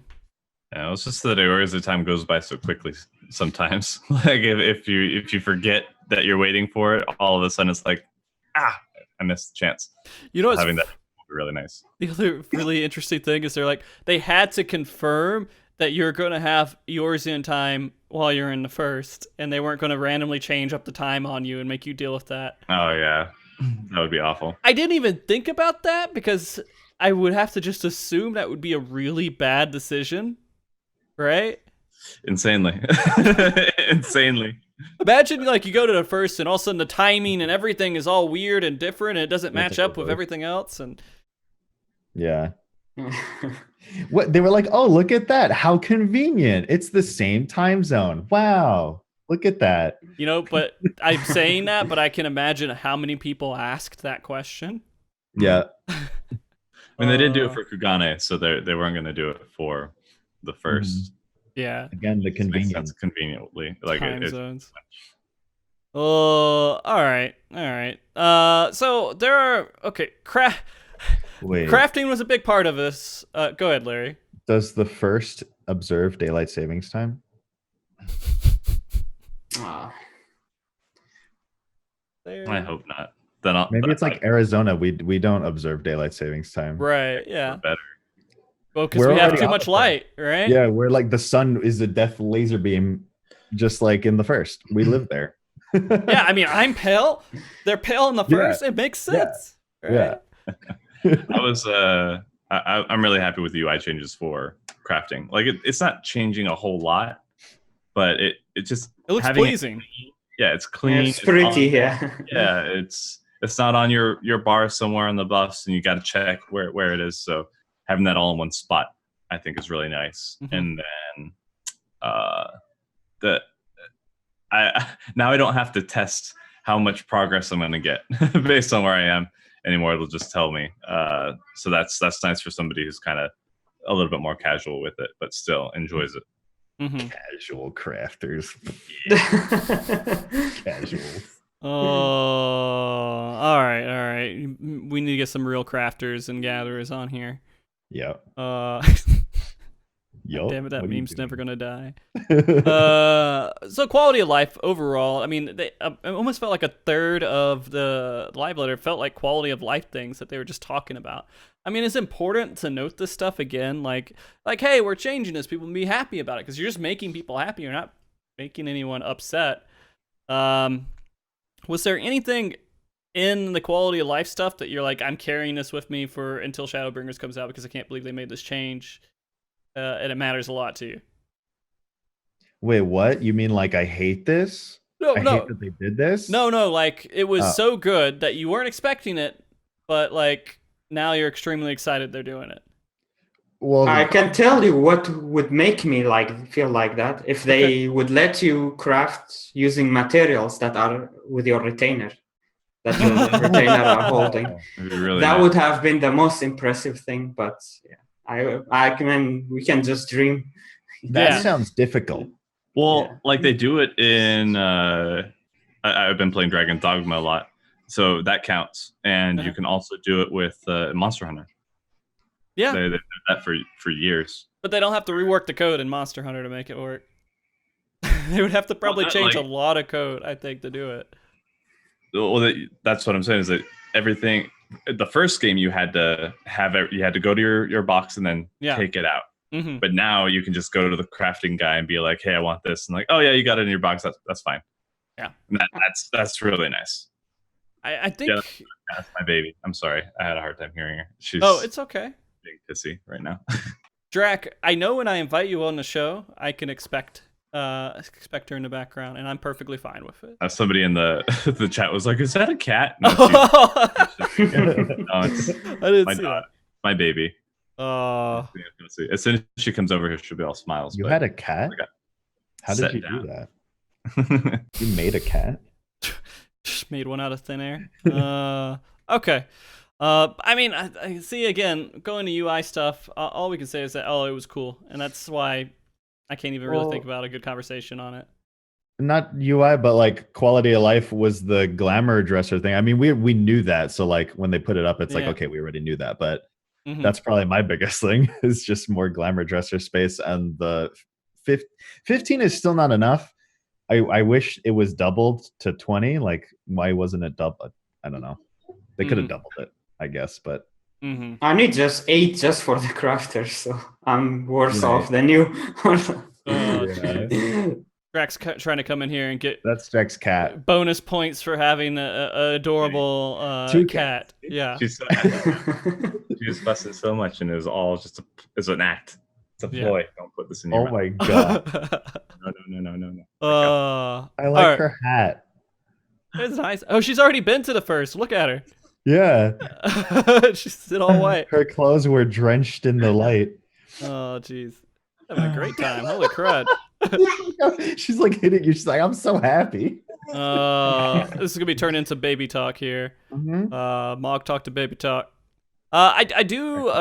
There's one thing that kind of caught my eye a little bit. They were talking a little bit about hunts. And they were saying stuff about like S ranks and there being a surprise, right? A surprise for S rank? Yeah, some sort of surprise, some sort of thing. I think they just said that they didn't want us to know what they were. We had to kind of discover it on our own. That's all I took away from it. But I saw your notes and I was wondering if I'd missed something too. Well, some of that developed from like a screenshot that I saw someone sent to me actually. But like basically, there's a screenshot of an achievement that you could earn from doing S ranks or higher. Okay, they already had those. Or higher. S ranks are higher. Or higher, yeah, is what stood out. That'd be cool. Like a Kieran, like if they brought Ixion stuff more like readily, because I really liked having that. Like I really Odin. Didn't do much with Mama Coral, but then Ixion too. But nobody does Ixion anymore. Freaking the Stygian Ashes, 60 gil on the market board. Does anyone do Odin anymore? I've seen people for Wondrous Tales. Yeah. Oh really? No, not the trial, the fate. That was a fate. No, I don't think so. I've seen it. Like random. I've seen it, but I haven't seen people do it. You know, that's what I mean. I've seen people doing it. Really? Like kind of recently, yeah. I saw. I was actually surprised that people did it. Huh. So we may be seeing those in a way, and they would be the new hunt thing that we have to deal with. And maybe that's how you get the robot frog. I don't know. I'll do it. But it's kind of neat. It's just something I noticed. And I don't know why they phrased it like that. Like there'd be some sort of surprise. Like if you do an S rank, maybe it will turn into something crazy, like super. Or what's the why super? Can't they just say it? I don't know. I don't know. No, what's that thing? The meme with Dragon Ball Z. Which one? the new one where he turns blue. It's turns blue. Super Saiyan God. Super Saiyan. Is it God? No, there's something else. Like That's blue. Is blue? What's red? You mean Super Ultra Saiyan God Instinct? and Super Saiyan Ultra Blue. Instinct. There we go. Ultra Instinct. So we're gonna have Silver. the S ranks turn into Ultra Instinct, and we have to beat them. Okay. Okay. You guys good with that? All right. Sure. All right. I'm all for more open world content. Like it seems like they're adding functionality and features to Fates with the rewards token things that you get from Fates, and now they're talking about updates to Hunt. So it's like, okay, cool. They're updating these open world features that they've already had for a while. So right. I mean, the Fates are going to be the way you get flying, or like speed increases, or something else. So good that you mentioned that. There is also crafting materials included there. Yeah. So you could. So, I mean, it's going to encourage people to go out in the world and do stuff again. Of course, they're just going to fly from spot to spot, right? They're going to be... well, we can't one step at a time, Frosty. Yeah, I know, man. But at least they're adding more content to open world, because that... Oh, no. That was a hard cut. What? It cut? You guys all stopped for me for like a second here. Uh-oh. Oh, no. I think it might be back. Like that's the first time I couldn't hear you talk, so it was like the download and the upload was getting cut at the same time. But it should be okay right now. Cox. Fuck Cox, dude. Anyways, go ahead, Larry. Go ahead. I think it's good now. Where did I cut off? I don't know. Basically just the fact that they are doing the Fates and the Hunts and just adding more open world things is just what my biggest ask was for Shadowbringers, is more open world content. Yeah. Basically what I was saying. Okay. No, and I completely agree. I want to feel like I'm in a world and not in a queuing system, right? Yeah. Okay. So the other just an interesting note that I had about Square Enix and Yoshida and everything else is that it seems like they're almost the upload died again. I don't know if I'm cut or not, but I'm just gonna say it anyways. It seems like they're embracing like meme culture almost, right? Mm-hmm. Do you think it was intentional? He had 69 million gil? I was gonna mention that, yeah. I think it was. I wish he had 69,420,000. Yeah. And then 0,000. Like that would have been very apparent. Like I think they gave him 69 million and other gil just came in from doing various things, right? Like it just happened. Like he didn't think about it. They just put it there. That's all I can think, man. That's just so weird. It's so... It can't be coincidence. Yeah. Right. That's true. And then when I heard Aimee, she was like, yeah, people were memeing about Rabah and Savage. And I was like, holy shit, she said meme. And she said ass, too. Oh, yeah. A pain in the ass. Yeah. I was not expecting that. They've kind of gotten on it with the please look forward, because they really enunciate it. To be like, and... please look forward to, like, Koji at least will always say it. They know, yeah. Really. I mean, there's soft internal jokes and memes and stuff. Then there's like hard internet memes, like 69, 420. These are just like hard, just memes. Hardcore internet memes. Yeah. So it feels like they're getting a little bit more loose, at least with communication, everything like that. Like they're like, it's okay. Yeah. I think I like it a little bit. I hope they don't go too crazy with it, and then we'll start seeing like memes everywhere. I can only imagine who posts sometimes on the Final Fantasy XIV Twitter account. Yeah. Hey, when we start talking about some things about like the Noctis's car, come on, I know who did that.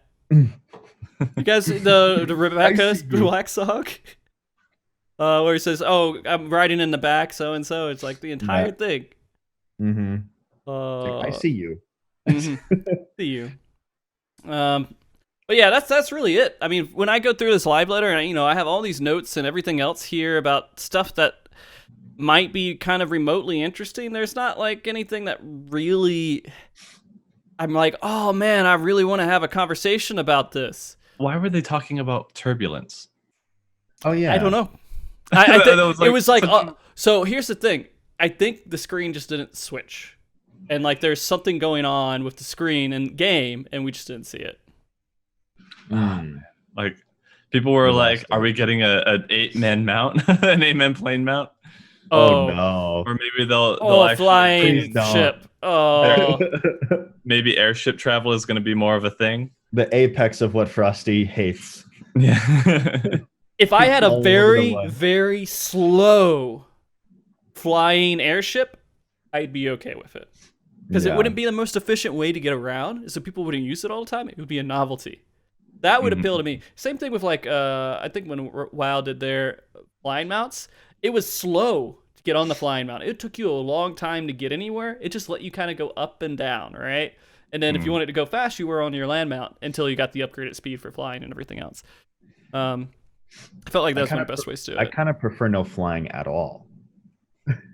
I mean, yeah. Had more going on in the open world. That'd be all for it. I love, like I said, like because you tweeted about it like a while ago, and I replied like saying like I love the Realm Reborn zones because the fact that there was no flying, the zones were just more meticulously laid out and just they were just full of more. Yeah, it felt alive, right? Yeah, more detail. In little things. It sucks because like I tweet these things out and I'm like, this is how I feel, right? This is something that I like.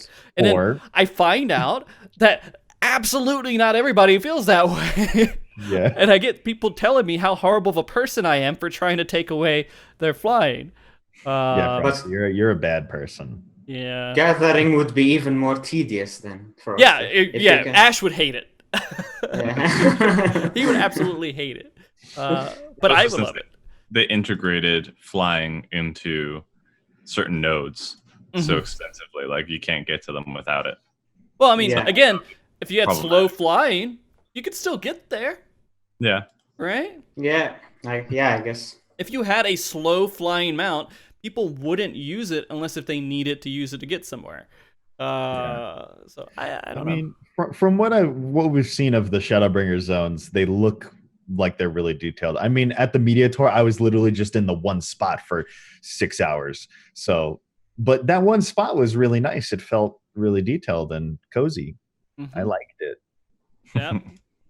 And we're going on my tweets again. We're having another show about tweets that I made throughout the week. Yeah, you have some hot take tweets. They're good. Oh, jeez. So there is one thing. I put notes here on this. While he was sitting in the zone at some point, it got really foggy. Like super foggy. And this was in the open world. Like you could barely see like 20 feet or 20 yalms ahead or something.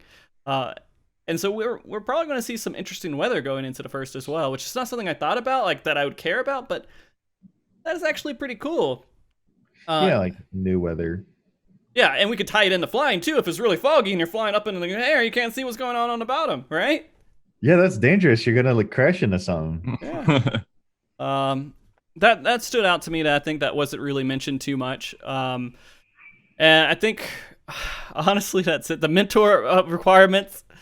When they first said it, I was like, oh wow, they're actually gonna like commit to making mentors like harder to get. No, it's just be level 80. Level cap, yeah. It's just like, you have to meet the level cap now. It's the same thing as the 80. And I'm sorry, I don't mean to poke too much fun at Square Enix or anything, but it was just funny to me because it's like this took up time. They'll just remind us that you're gonna have to be 80. They're giving you like 3 to 4 months of leeway there. Yeah. I forget that the mentor system even exists. Because it was such a weird situation. I don't even know what the state of the mentor system is right now. I don't know if there's people in there that are useful or there's people who are not useful. I want to lean on the edge of not useful. Yeah. Usually no.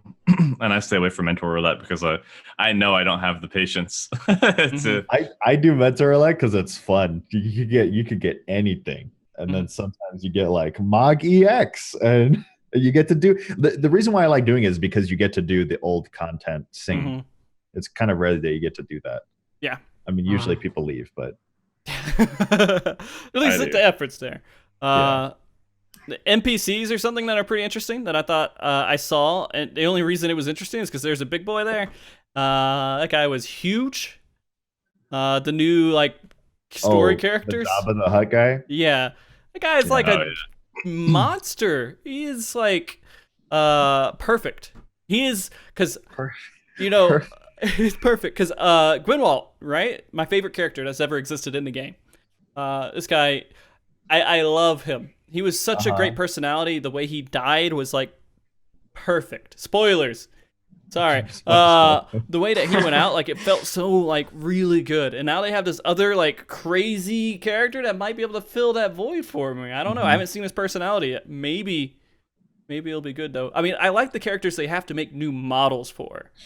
Yeah, I do like that too. I mean, when he showed up in the trailer, I couldn't tell what I was looking at for a little bit. I was like, wait, it's just a big blob. I'm like, what am I looking at? And then I noticed it had a face, and I'm like, oh, this is a something that's alive. Yeah, something that's alive somehow. Valkyrie is his name or something, right? Yeah. Oh man.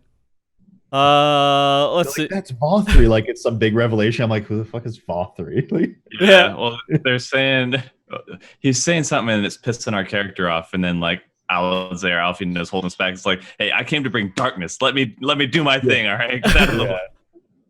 Yeah. I'm interested to see what role they play. I mean, and they had the other ones. They didn't stand out to me because they didn't have unique models. I mean, I'm sure they'll be interesting and they'll have great character interactions and everything else, but I don't know. Visual aspects. Just like the 50 million other ones, dude. Like there's that ultra instinct old man dodging Thancred like nothing. Oh yeah, that guy. I'm interested in him. There was a cool theory that I heard. I think I heard it on the Speakers podcast. Was that Alligans could exist in the first because of the time dilation things that's going on, where time is different on the first, and when you travel between the shards, time is weird.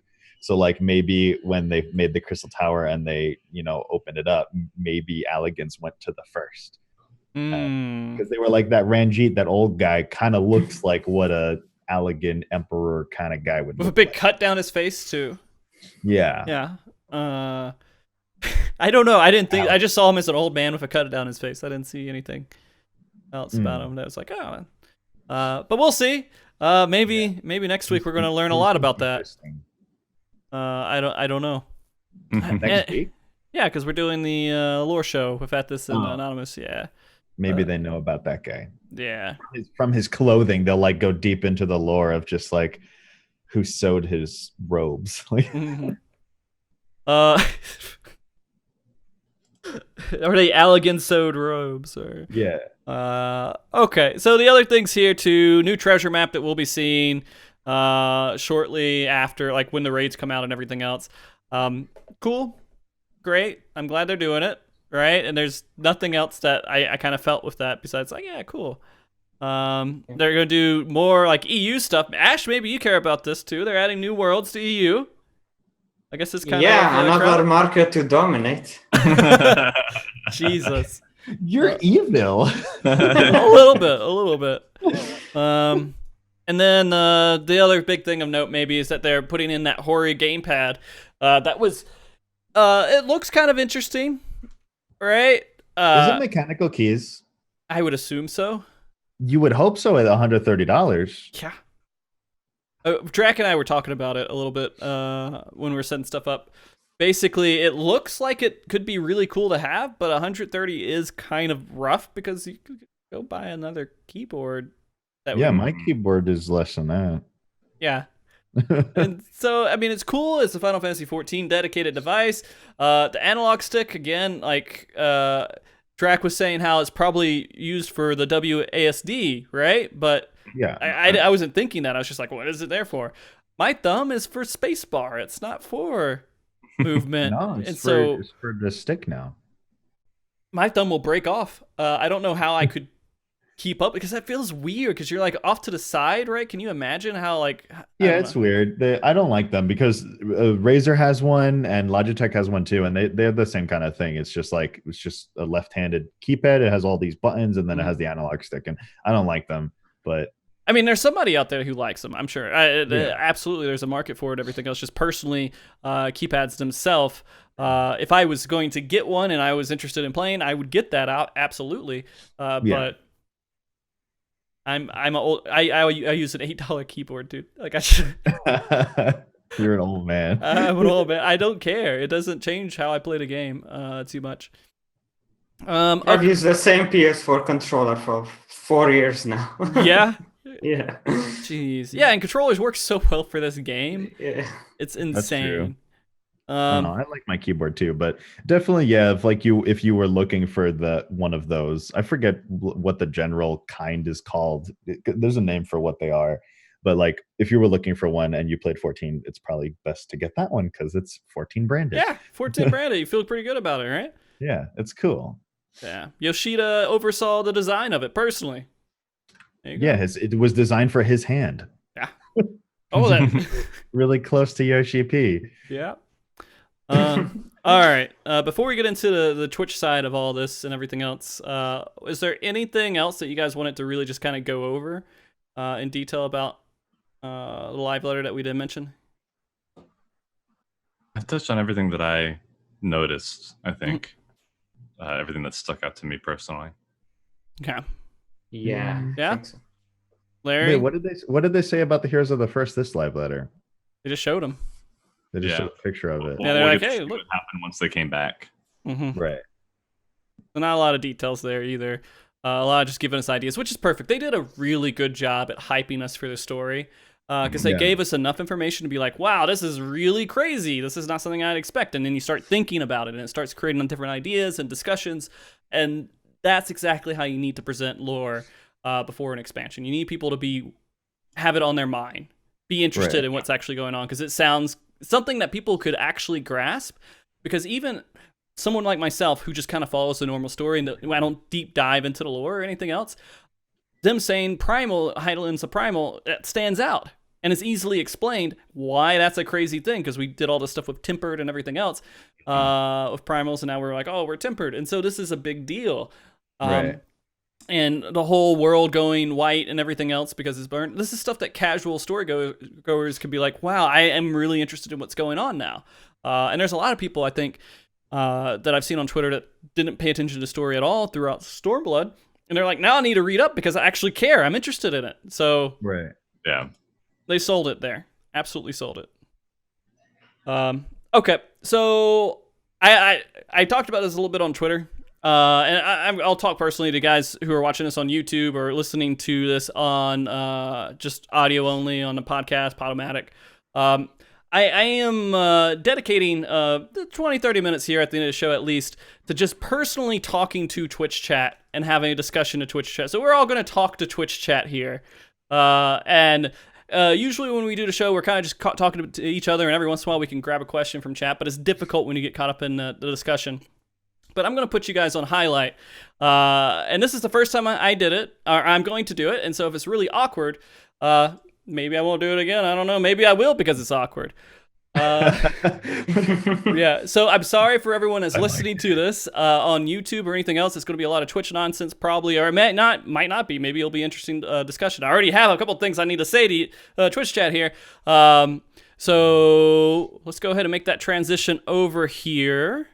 You even got a new screen for I got a new screen. So official. It is dedicated to Twitch chat here, where they are the highlight, and we're just over here on the side. Yeah, you know, take front and center. Yeah, here's the interesting part too, right? It's it kind of looks like it's a boss on the right-hand side, and we're 4 party members in a Final Fantasy 14 game having to fight off more challenging 4-man content. Yeah, cool. Yeah, absolutely. There's MogTalk, yeah. Challenging 4-man content. So that's what I want. This is going to be the most challenging, or at least most challenged. Anyways, going into this, I do want to start this off. I don't normally do this, but since when we're doing a podcast, you might notice there's people who are following the stream, people who sub, and people who do other stuff here, where I don't really announce that. I kind of show it a little bit there, but I don't want that to be part of the show. I want you guys to have a full-on conversation dedicated to talking about the topic and everything else. But now we're here. Fuck you guys, all right? So the first thing I'm going to say, if you're like, wow, I hear this a lot. MogTalk, man, it's great. It's wonderful and everything else. Best show ever. Best show ever. I love it. It's the best thing. There's 2 things I want to talk about real quick. If you want to support the show, there's 2 really easy ways to do it. One, if you look at the top right, top right of the screen over here, you'll, let me see if I can point that right. Yeah, up there, there's a follow button. Now, a lot of people say follows. Yeah, they're like, oh, it means nothing. Follow's stupid, right? If you guys haven't pressed follow, just go ahead and hit it right now. Right? Just hit it. You know why? Because you might be a Saturday looking at Twitch and be like, I don't know what's going on. I guess I'll get on Twitch. And you don't follow me on Twitter or wherever else to know what's going on. But then you'll see MogTalks up there. You're like, oh, shit. MogTalk's on there. Oh, man, Larry's on there. Oh, this is going to be a stupid show. I got to catch this, right? And so hit it, and I won't. Smash that like button. Yeah, too. Smash the like button, right? If you guys have already followed, it's perfect, wonderful, and everything else. If you haven't, go ahead and hit it. It doesn't cost anything. It's completely free. Just do it. The second thing is, I know this personally with Twitch subs and primes and everything else.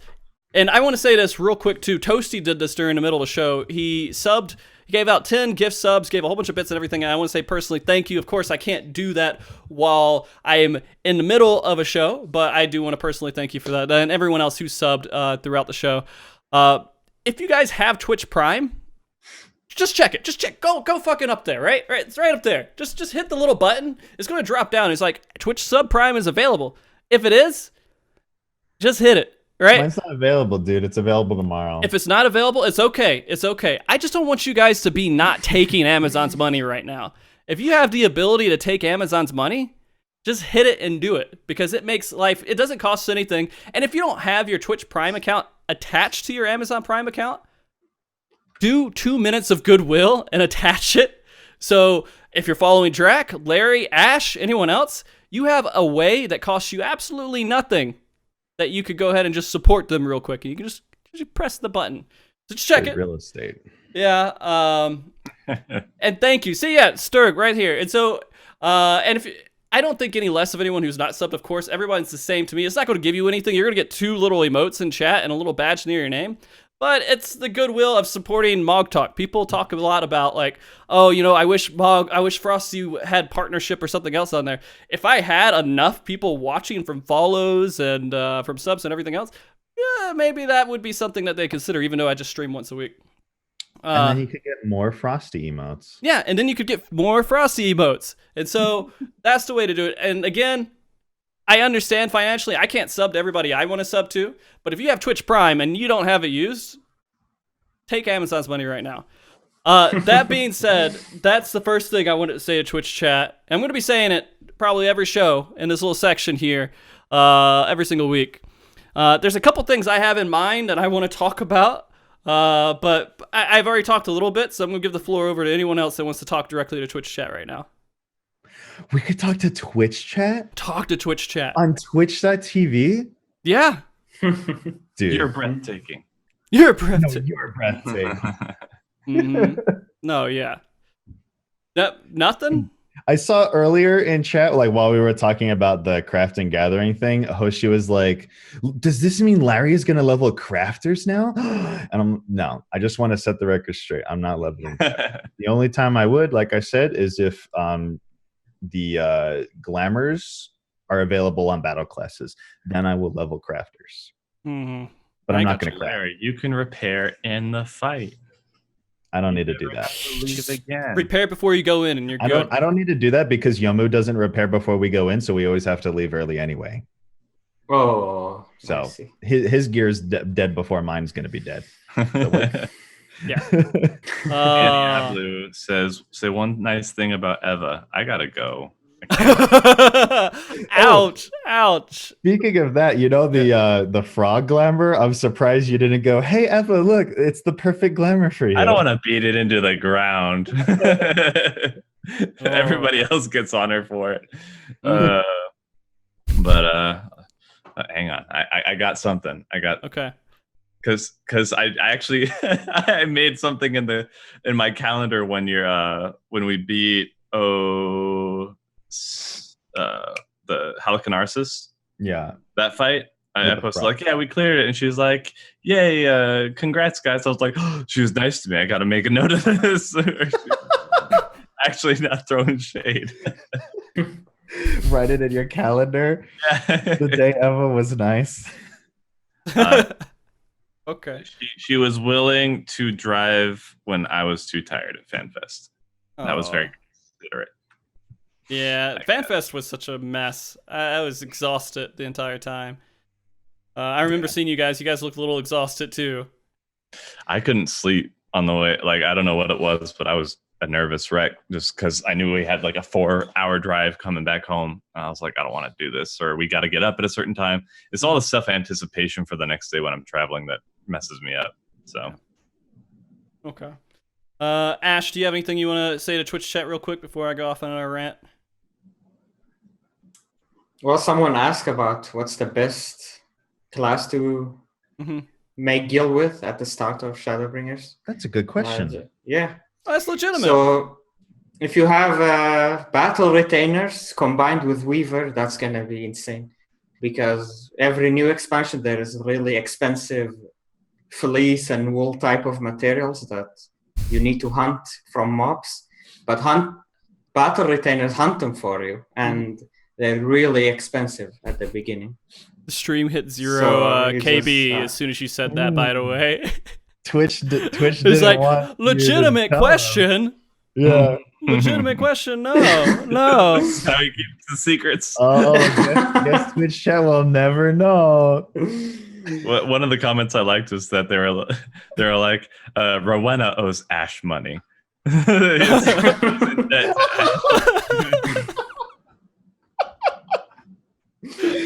Ash like, I dominate the markets and Rowena. Oh my god, that's hilarious. All right, it's still at 0, man. Like this is like the worst it's been. Go ahead and tell everybody the secret. How he dominates Rowena. Let's go. That sounded so horrible. Go ahead. All right, so you have battle retainers mixed up with Weaver because the fleece type materials are always going to be really expensive and they're really hard to farm yourself from mobs. In Stormblood, at the beginning, the drop rates were insanely low. So, but your battle retainers can get them for you, and having your Weaver make them into the materials, and that's really insanely quick kill. Okay, there you go, Weaver guys. Make sure you do Weaver, right? Yep. Okay. Leatherworker as well. They have skin materials from the mobs as well. Okay. All right. So the next part I need to talk about. I'm going back to flying, dude. So I heard this a lot, and it irritated me. I didn't want to respond to it, but I'm going to respond to it right now. If you don't like flying, just don't fly. No, that's not the point. It doesn't fix the issue, right? Yeah. It doesn't fix the issue. Flying, being able to fly is the issue because people will just always do it automatically because it's the easiest and quickest way. And they're just like, whatever, I'm just going to get where I'm going to go because this is how I am the most efficient to do it. It doesn't put people in the world. And then we're like, oh, well, you're forcing people to play you the way that I don't want to play, right? And it's like, well, you're forcing them to experience the game, right? It's not like it's not the same thing. You can just say, hey, if you don't like flying, don't fly, but you're still ruining so many aspects that could be there in the game by just having it as available for everyone. You can report them for telling you to enforce a play style. Yeah. It's a good thing I did not suggest that any of those things in game. Frosty, just fly. Fucking god damn it. Well, the thing is, like, it affects the way they design the zone if you can fly. Yep. Yeah. It affects a good amount about all the land stuff, and it's not super intriguing because they're designing so many other levels of so many different altitudes, I guess, I don't know, of the maps, and it makes it goofy. It just makes it goofy to me. I just wish that they didn't bend to just making everything a flying mount, at the very least. Like, yeah. I don't, not everything should be a flying mount. And she's just like, yeah, we can fly. Mm-hmm. Fairy dust on everything. They just believe that they can, and then they go. But like, I was really disappointed that we didn't have more swimming mounts, that we didn't have more. Like, there's just for certain, like the wolf, the Okami mounts, those work because lore wise, that they can like run on the air or on clouds or something like that. But I don't like how they're throwing the entirety of immersion out the window. Like, no, whatever. Everybody gets everything they want. Everything. They have a car. You know? Yeah, and a motorcycle. Well, at least the car can fly. Yeah, the car. Like, it should. Legitimately, the motorcycle flies. The motorcycle shouldn't fly. It shouldn't. I think you could make an argument for it. All right. Anything else on your guys' mind? You want to talk Twitch? Behemoth will fly. Oh, Jesus Christ. That's exciting. Yeah. The freaking stream going goofy again. Man, I really don't want to have to do this. Yeah, I didn't want to have a really long call with them. But I mean, I see no other way to deal with it. Like, I have to just... This is forcing me to go through and deal with it, because this is... Back in the day, like, when I moved into a new house, I did MogTalk, and most of my shows were just the frames of people moving back and forth, like slideshows of their camera. It wasn't actually their camera moving back and forth, and you could hear their voice and everything, but it was just people doing... Yeah, you just were dropping frames like crazy. Now it's just like killing the stream every once in a while too. But it looks like it's back up and everything. All right. Ash, is there anything that you would want to say to chat about anything they might have said about crafting at all? Like, you see anything and you're like, man, that's the stupidest thing I heard. Not so far. Oh, not so far. Okay.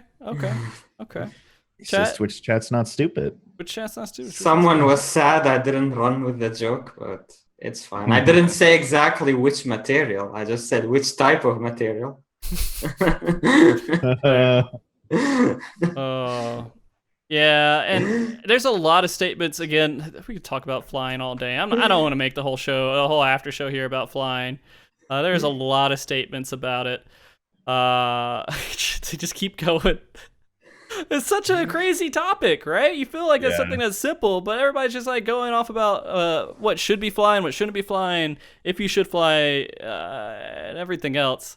I guess it's a very old opinionated thing because of WoW going through it way back in the day with Burning Crusade when it first came out, and had a lot of different reactions to it.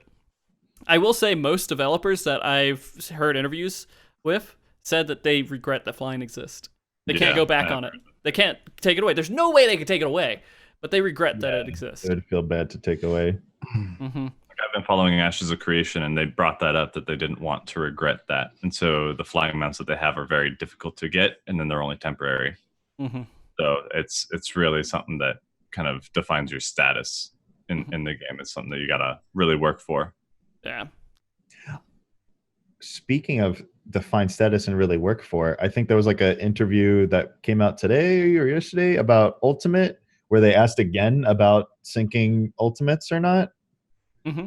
And Yoshi P was like really adamant about like we want to leave it synced. Yep. Being like we want to keep that as it was a challenge.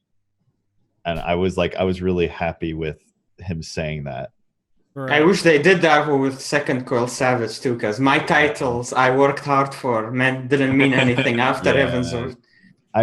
I gave up on that one, but when it did happen right away, it kind of hurt a little bit. I was like, oh man, I've seen Maulers, like this is like the hardest exactly. Mm-hmm. But now everybody has it. But I don't know. That one I was fine with, but I at least like, or the other thing he said was like, we'll open it up to where you can unsync it, but you just won't get the achievements or like the weapons or whatever. I'm like, okay, that's fine. Like at least people can like see the content, right, and experience it. But if you want to get the cool shiny weapon, right, and you want to have that status, you got to actually do it. Yeah. And I think that's good that he has that mindset about it. Yeah, I think so too. And it's important that it stays like that. And I can tell you how many people I heard with opposite opinions saying, why does this have to, be synced? It's just going to be stupid, right? I'm never going to be able to get these rewards or anything else. I'm like, well, that's kind of the thing. It's meant to be a skill check reward. Yep. Yeah, like if you time sync reward. Yeah, time sync.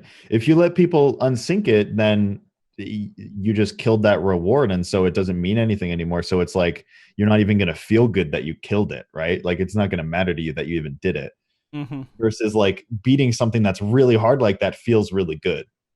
Right. It's a big accomplishment. So I'm just glad to see that he was really adamant about that mindset. Yeah, and it's good because that's what we need to do. I do not want this game to get into more I don't want it to be more convenient overall. Some quality of life things that are just not fun and shouldn't really exist for the majority of all players should be introduced, but things that are like part of the experience of doing it should not be changed. We should have challenges in some way, shape, or form.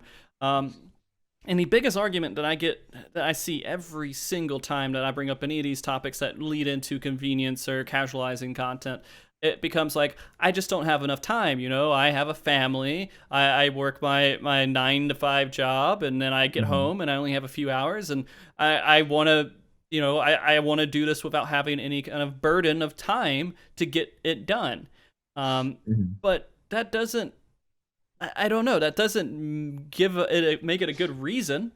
Because you can still do it, right? I mean, there's going to be those time barriers, but you take away so much of the experience of the game just so you can log in and do something that's really, it feels brainless, and you feel like you're not in an MMO anymore. You feel like you're in, hey, I'm going to do, again, I log in, you queue up to do an expert dungeon, you log out, right? And you're like, oh, that's great. That's efficient. That's what I want to do for my time in the game. You don't go out and explore or do anything else. You do whatever it is the easiest way possible. You don't socialize. You don't talk to anyone. You just go in, do it, and you're done. That feels boring and brainless to me. Yeah. Yeah, I like at least rating, but I guess going on that, my comment would be I'm never going to be able to do Ultimate if I want to keep doing what I'm doing, because... Yeah, the whole thing with I don't really have a 9 to 5 per se, but I gotta get streams out and I gotta get my own videos out, and plus my familiar responsibilities. If I take on Ultimate content, that's all I'm going to be doing. Like it'll be log on, do Ultimate, go with my family, and go to sleep. Yeah, that's going to be it. I can't do it because it's like every day. Yeah, but I mean, in the end, I'm not saying they should change it. Right? No. I'm never going to do it because people don't understand how much of a time commitment it is. So it's like, you got to prog Ultimate. I'm like, we really don't. Right. You don't have to, right? You don't have to do it. If it's something that's like, hey, it's going to take too much time, I can't do it, then that's just fine. I mean, that's just part of it. Not everybody needs to have access to everything because their life needs to, no matter what lifestyle they have, doesn't mean that it has, I'm trying to think of the right, all content doesn't have to be accessible by everybody's lifestyle. Right. Yeah. Like same thing with me. Like I'm probably not going to do another Ultimate anymore. Like I did UCOB. I had my fill. I really want to do that because I love Coil so much. I had my fill with it. I don't think I'm going to do it again because it was it was a month of just nonstop playing the game, waking up, doing work stuff, and then playing the game, going to bed. Right. And it's just not feasible to do it all the time.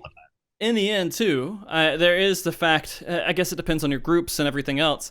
If you guys had to say, like, I commit one night a week to doing Ultimate, it would take way longer if you did that. Because not only, like, let's say, like, it took my group 80 hours to clear it, right? But that was 80 hours in a month. So even if you were only doing it one day a week and you say, okay, so it's 80 hours one day a week, so let's just divide that up by how many weeks, right? It's not like that because you're actually reprogging again because you're forgetting things because you went in a week ago. So it actually takes even longer. It just adds up. So you can do that, but you'd be doing it for like a year or like half a year or something. Yeah, I mean it'd be like it'd be a year, half a year for you to clear content. And I mean you're right, but at least there is something to reach for, right? It's not something that you just log in, easy, knock it out, and done.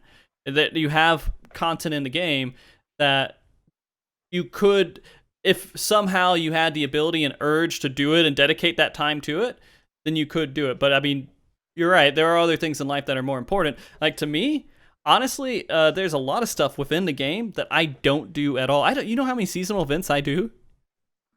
Maybe one a year. I just don't do them because I'm like, I'd rather devote my time to something else. I'd rather devote my time to MogTalk or something on the side or something that's going on with work. I don't have to do everything in the game. I haven't done Ultimate. I haven't even done a lot of Savage fights, but I still want content to be difficult. Yeah, this whole expansion has been really slow for me to do any kind of Savage or Ultimate or anything else. But that doesn't mean that I don't want them to be challenging. I want content in the game to have a challenge to it. If I can't do it, let's not ruin it. What kind of difficulty do you guys want for, and chat too, like what kind of difficulty do you guys want for the Shadowbringers Savage raid? Like if you were to say like Midas difficulty or like creator difficulty. Midas was perfect in my opinion. Start in creator and end with Midas. So like the first tier is creator and then you end with a Midas difficulty. That's also nice. Yeah, I'd like that. I think they said that the first raid tier is going to be similar to creator difficulty. As much as like I would say I really want hard Savage raids, I feel like for the hardcore raiders, they have Ultimate for that, right? Versus like regular Savage raids, I feel like it's the most healthy for the game if you keep it at an accessible difficulty, but it's still challenging, but it's not crazy. For instance, like A3S, right? Like A3S was crazy for people, right? But like I feel like the creator difficulty was like a really sweet spot for like raid health community wise. It does look like most people are leaning towards Midas overall. Really? Yeah, at least. I think Midas is a little too hard. Well, I mean, we do have a more difficult audience. That's true. We have a kind of a raid-centric audience for a lot of people who come. Right. So, you know, it makes sense. Midas was really good. Like, it was the pinnacle of, like, what... Yeah, you know, it was definitely good. Yeah, because it was interesting, too. It wasn't just, like, super simple, straightforward, difficult. It was kind of mechanically interesting. Yeah. Saying a contradictory statement in there. One, they're saying like 2 to 3 nights you can do ultimate content, but then Midas won't get enough people to do it. So I disagree. I think two nights a week will get people if they want to prog Midas, if they're looking up guides, because our group doesn't. Like we have Tate and Choco who have already cleared before us, but so Savage content. Blind. Yeah, so Savage content, yeah, you can do 2 nights a week and do just fine, even at a more casual level. Yeah. Ultimate's way too meticulous. I don't think it's as forgiving. And you need far more than just a few nights a week to get it done. Just from what I hear, from people who have cleared it, they're like, we could not do it with our current schedule, kind of a thing. Or like, by the time, like I wouldn't even have time to edit. I wouldn't be able to do my job anymore. Yeah. So. And it's 2 to 3 nights a week is kind of rough. I used to do that. Was my schedule for Savage back in the day, is 2 to 3 nights a week. Like 4 to 5 hours a night. Yeah. I do one. You do one? One is good. I mean, once a week. Yeah. Yep. And I think like for that. Savage, it's good. And I'll let you know my personal preference with rating and everything else is I don't use ACD. And when I was raid leading, I did actually look up guides and everything else, but now my preference is not to look up anything. Yeah, me too. I definitely like to do it blind, but ACT I need as a DPS because otherwise I'm bored. Like I need to see. I mean, it's something. I need that reactive number to let me know what I'm doing. So for me, it's all about knowing and understanding how I'm doing it, and if I'm doing something wrong, I hope that I can figure that out, but I'll think about it every once in a while. I'll think about, all right, what's the best way to get this rotation and everything else? And I'm sure I'll mess up and not be there all the time, but I don't feel like the rotations are that difficult to understand, to do the optimal way of going through fights. And so seeing that DPS number doesn't do anything else for me. And I also hate it calling stuff out. I can't stand that. That would piss me off. I don't do that. Triggers make me so angry. Like deadly boss mods and WoW, I halfway killed the game for me. But here, I feel like just using the interface that they have right now, and then not having a DPS meter and just focusing on what the mechanics are while doing my best rotation is more enjoyable to me. But that's what makes tanking appealable to me. Is I feel like I could really enjoy tanking without needing the ACT meter up. But if I play DPS, I need that ACT meter up because I can understand. Like I need that feedback of like, okay, I could see that I know that I'm doing well, but like I'll see the number. I'm like, oh, that number's really high. It's much higher than it's a reward, right? You're like, Yeah, look at all those like, punks. But like when I play tank, I could definitely see like I don't care. Like I can tell very easily if I did something wrong, right? And I don't know. Yeah, I think I would like it better with tank like that. Yeah, what Drak's saying right now, going into Ultimate blind, even not going into it blind, takes a long time. Yeah, well, the whole point is that if you want a Midas level thing, the people who are more casual will look up guides, and that's fine. Like that can still accommodate a decent schedule for going in. But if you want Ultimate content, doesn't matter how many guides you look up. You're doing a gauntlet of fights all at once. Yeah. With extremely punishing mechanics. Like it's just not a lot of execution. It's very different from Savage. So you can't say that they take the same amount of time per night to get it done in the same amount of time. Nah. I mean, eventually you'll get it done.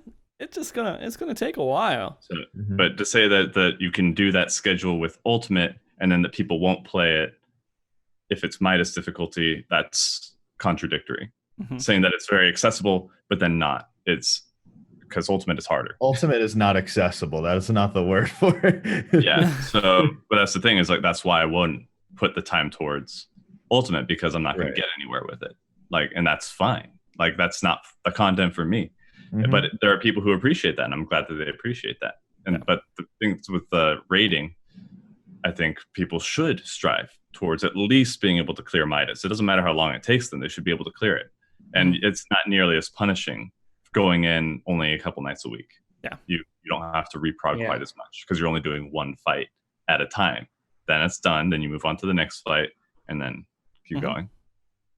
Ash, why'd you stop doing raid and Stormblood?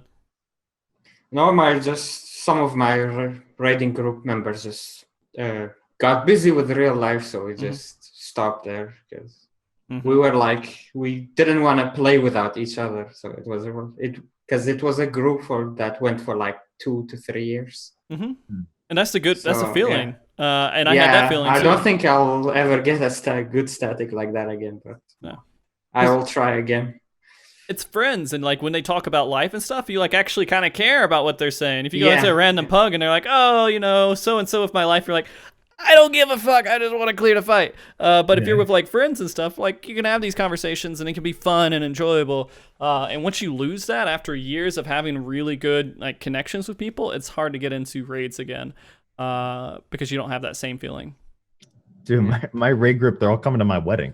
Like they're all IRL friends that I knew like a lot of them before the game too. But they're all coming to my wedding. So it's like we only raid because we still raid together because we want to play the game together, but we're all busy, right? So it's like we just do 1 day a week. And that's like enough for us to like get things done. And like Drak was saying, like with Ultimate, if we wanted to do Ultimate, we are not going to do it just because it would take half a year doing it 1 day a week. Yeah. All right. Well, and again, I think this segment's turned into kind of like half talk to Twitch and half go on these tangents of things that we just had in our head that we wanted to talk about. But one thing Ike mentioned that bring back favors. I don't know. Maybe Drak has done favors back in Heavensward with Gathering. I saw it and I stayed away from it. It's just because it seems like a lot of a gate. It's just an unpopular opinion. People hated it. That's why they took it away from the game.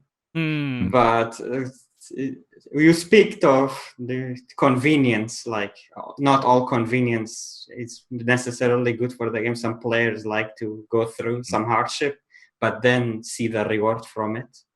That was what favors was. You spent 3 hours just to get materials for one piece of gear.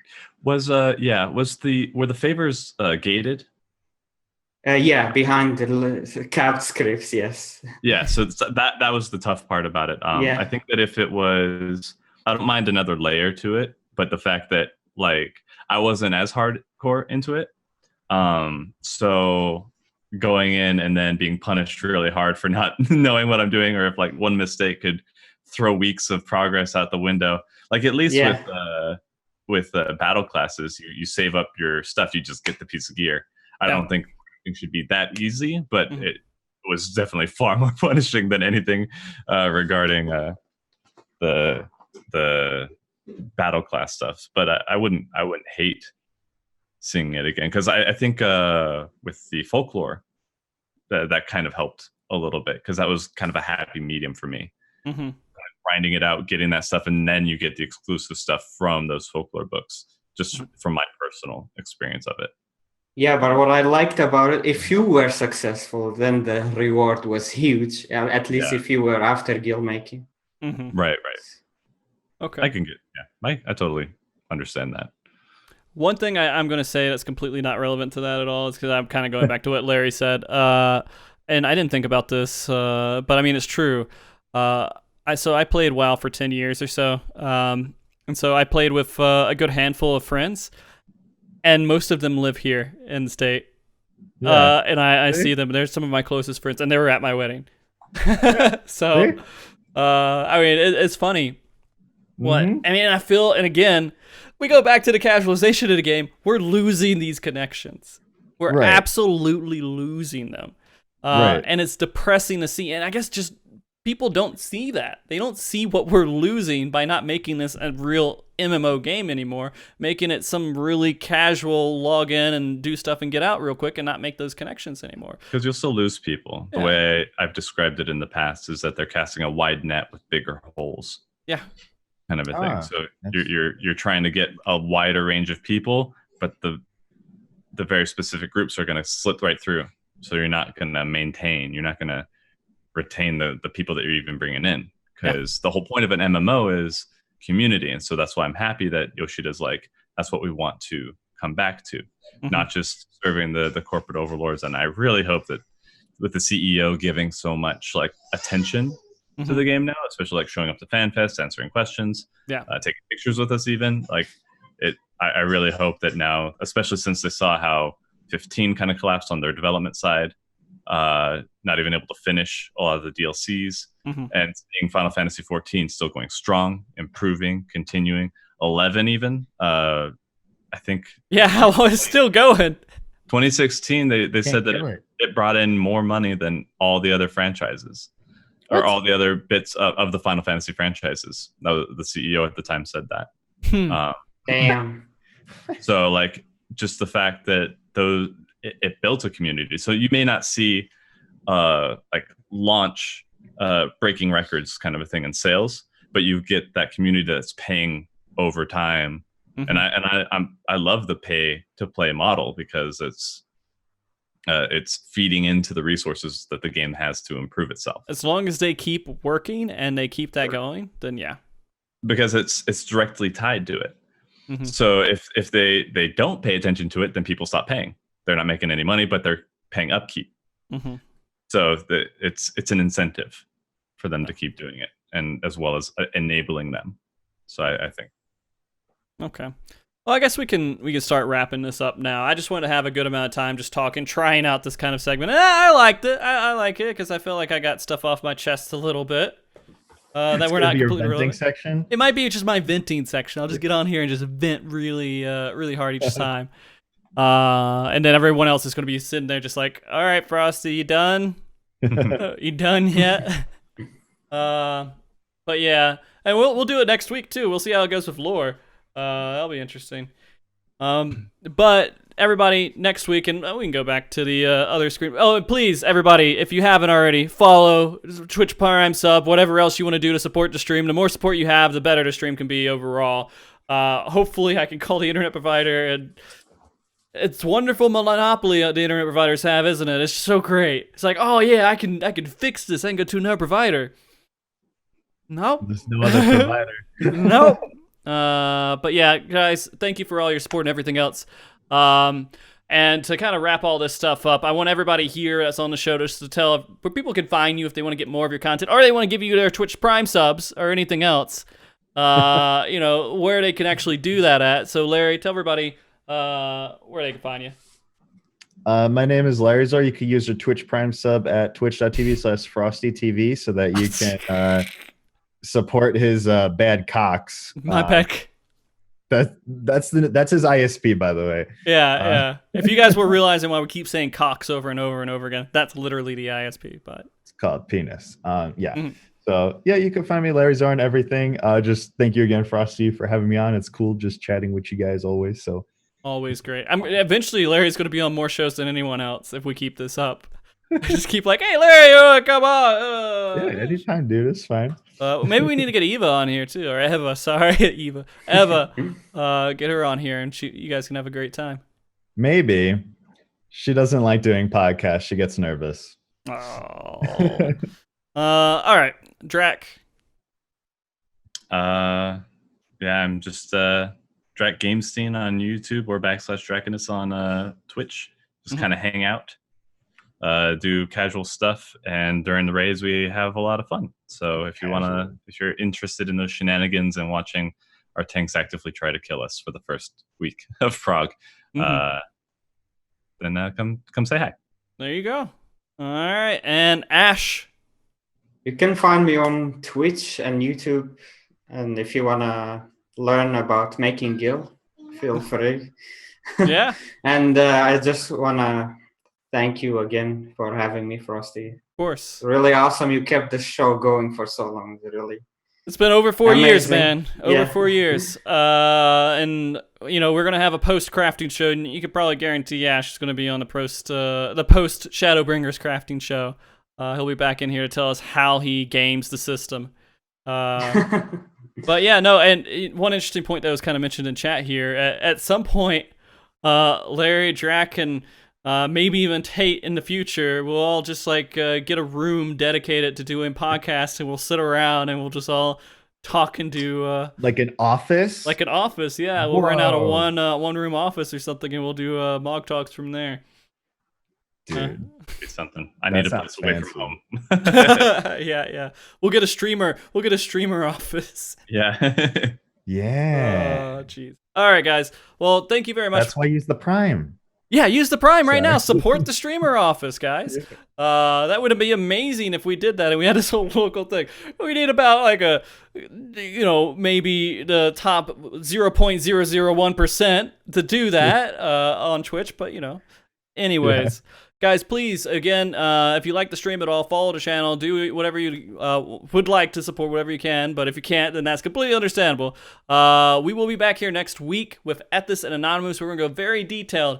I was, again, debating on if I want to do casual lore or go really hard. And if I have Anonymous and Ethis on there, there's no other decision besides going very deep into the lore. Stuff that is literally going to be them two talking, and I'm just going to go... Yep. Whoa, really? Yeah. Primals. Trying to make it somewhat comprehensible for myself. Darkness. Darkness, yeah. But yeah, catch us next week. Until then, you guys have a very safe week. Again, make sure, I want to say this at the end of every show that I do now, never be afraid to talk about what you're passionate about. Keep an open mind, and remember to be good, guys. Until next week. Bye, guys. And stay frosty. Bye. Stay frosty. Oh my God, we'll kill that one day. Frosty. Keep hot. Bye, guys.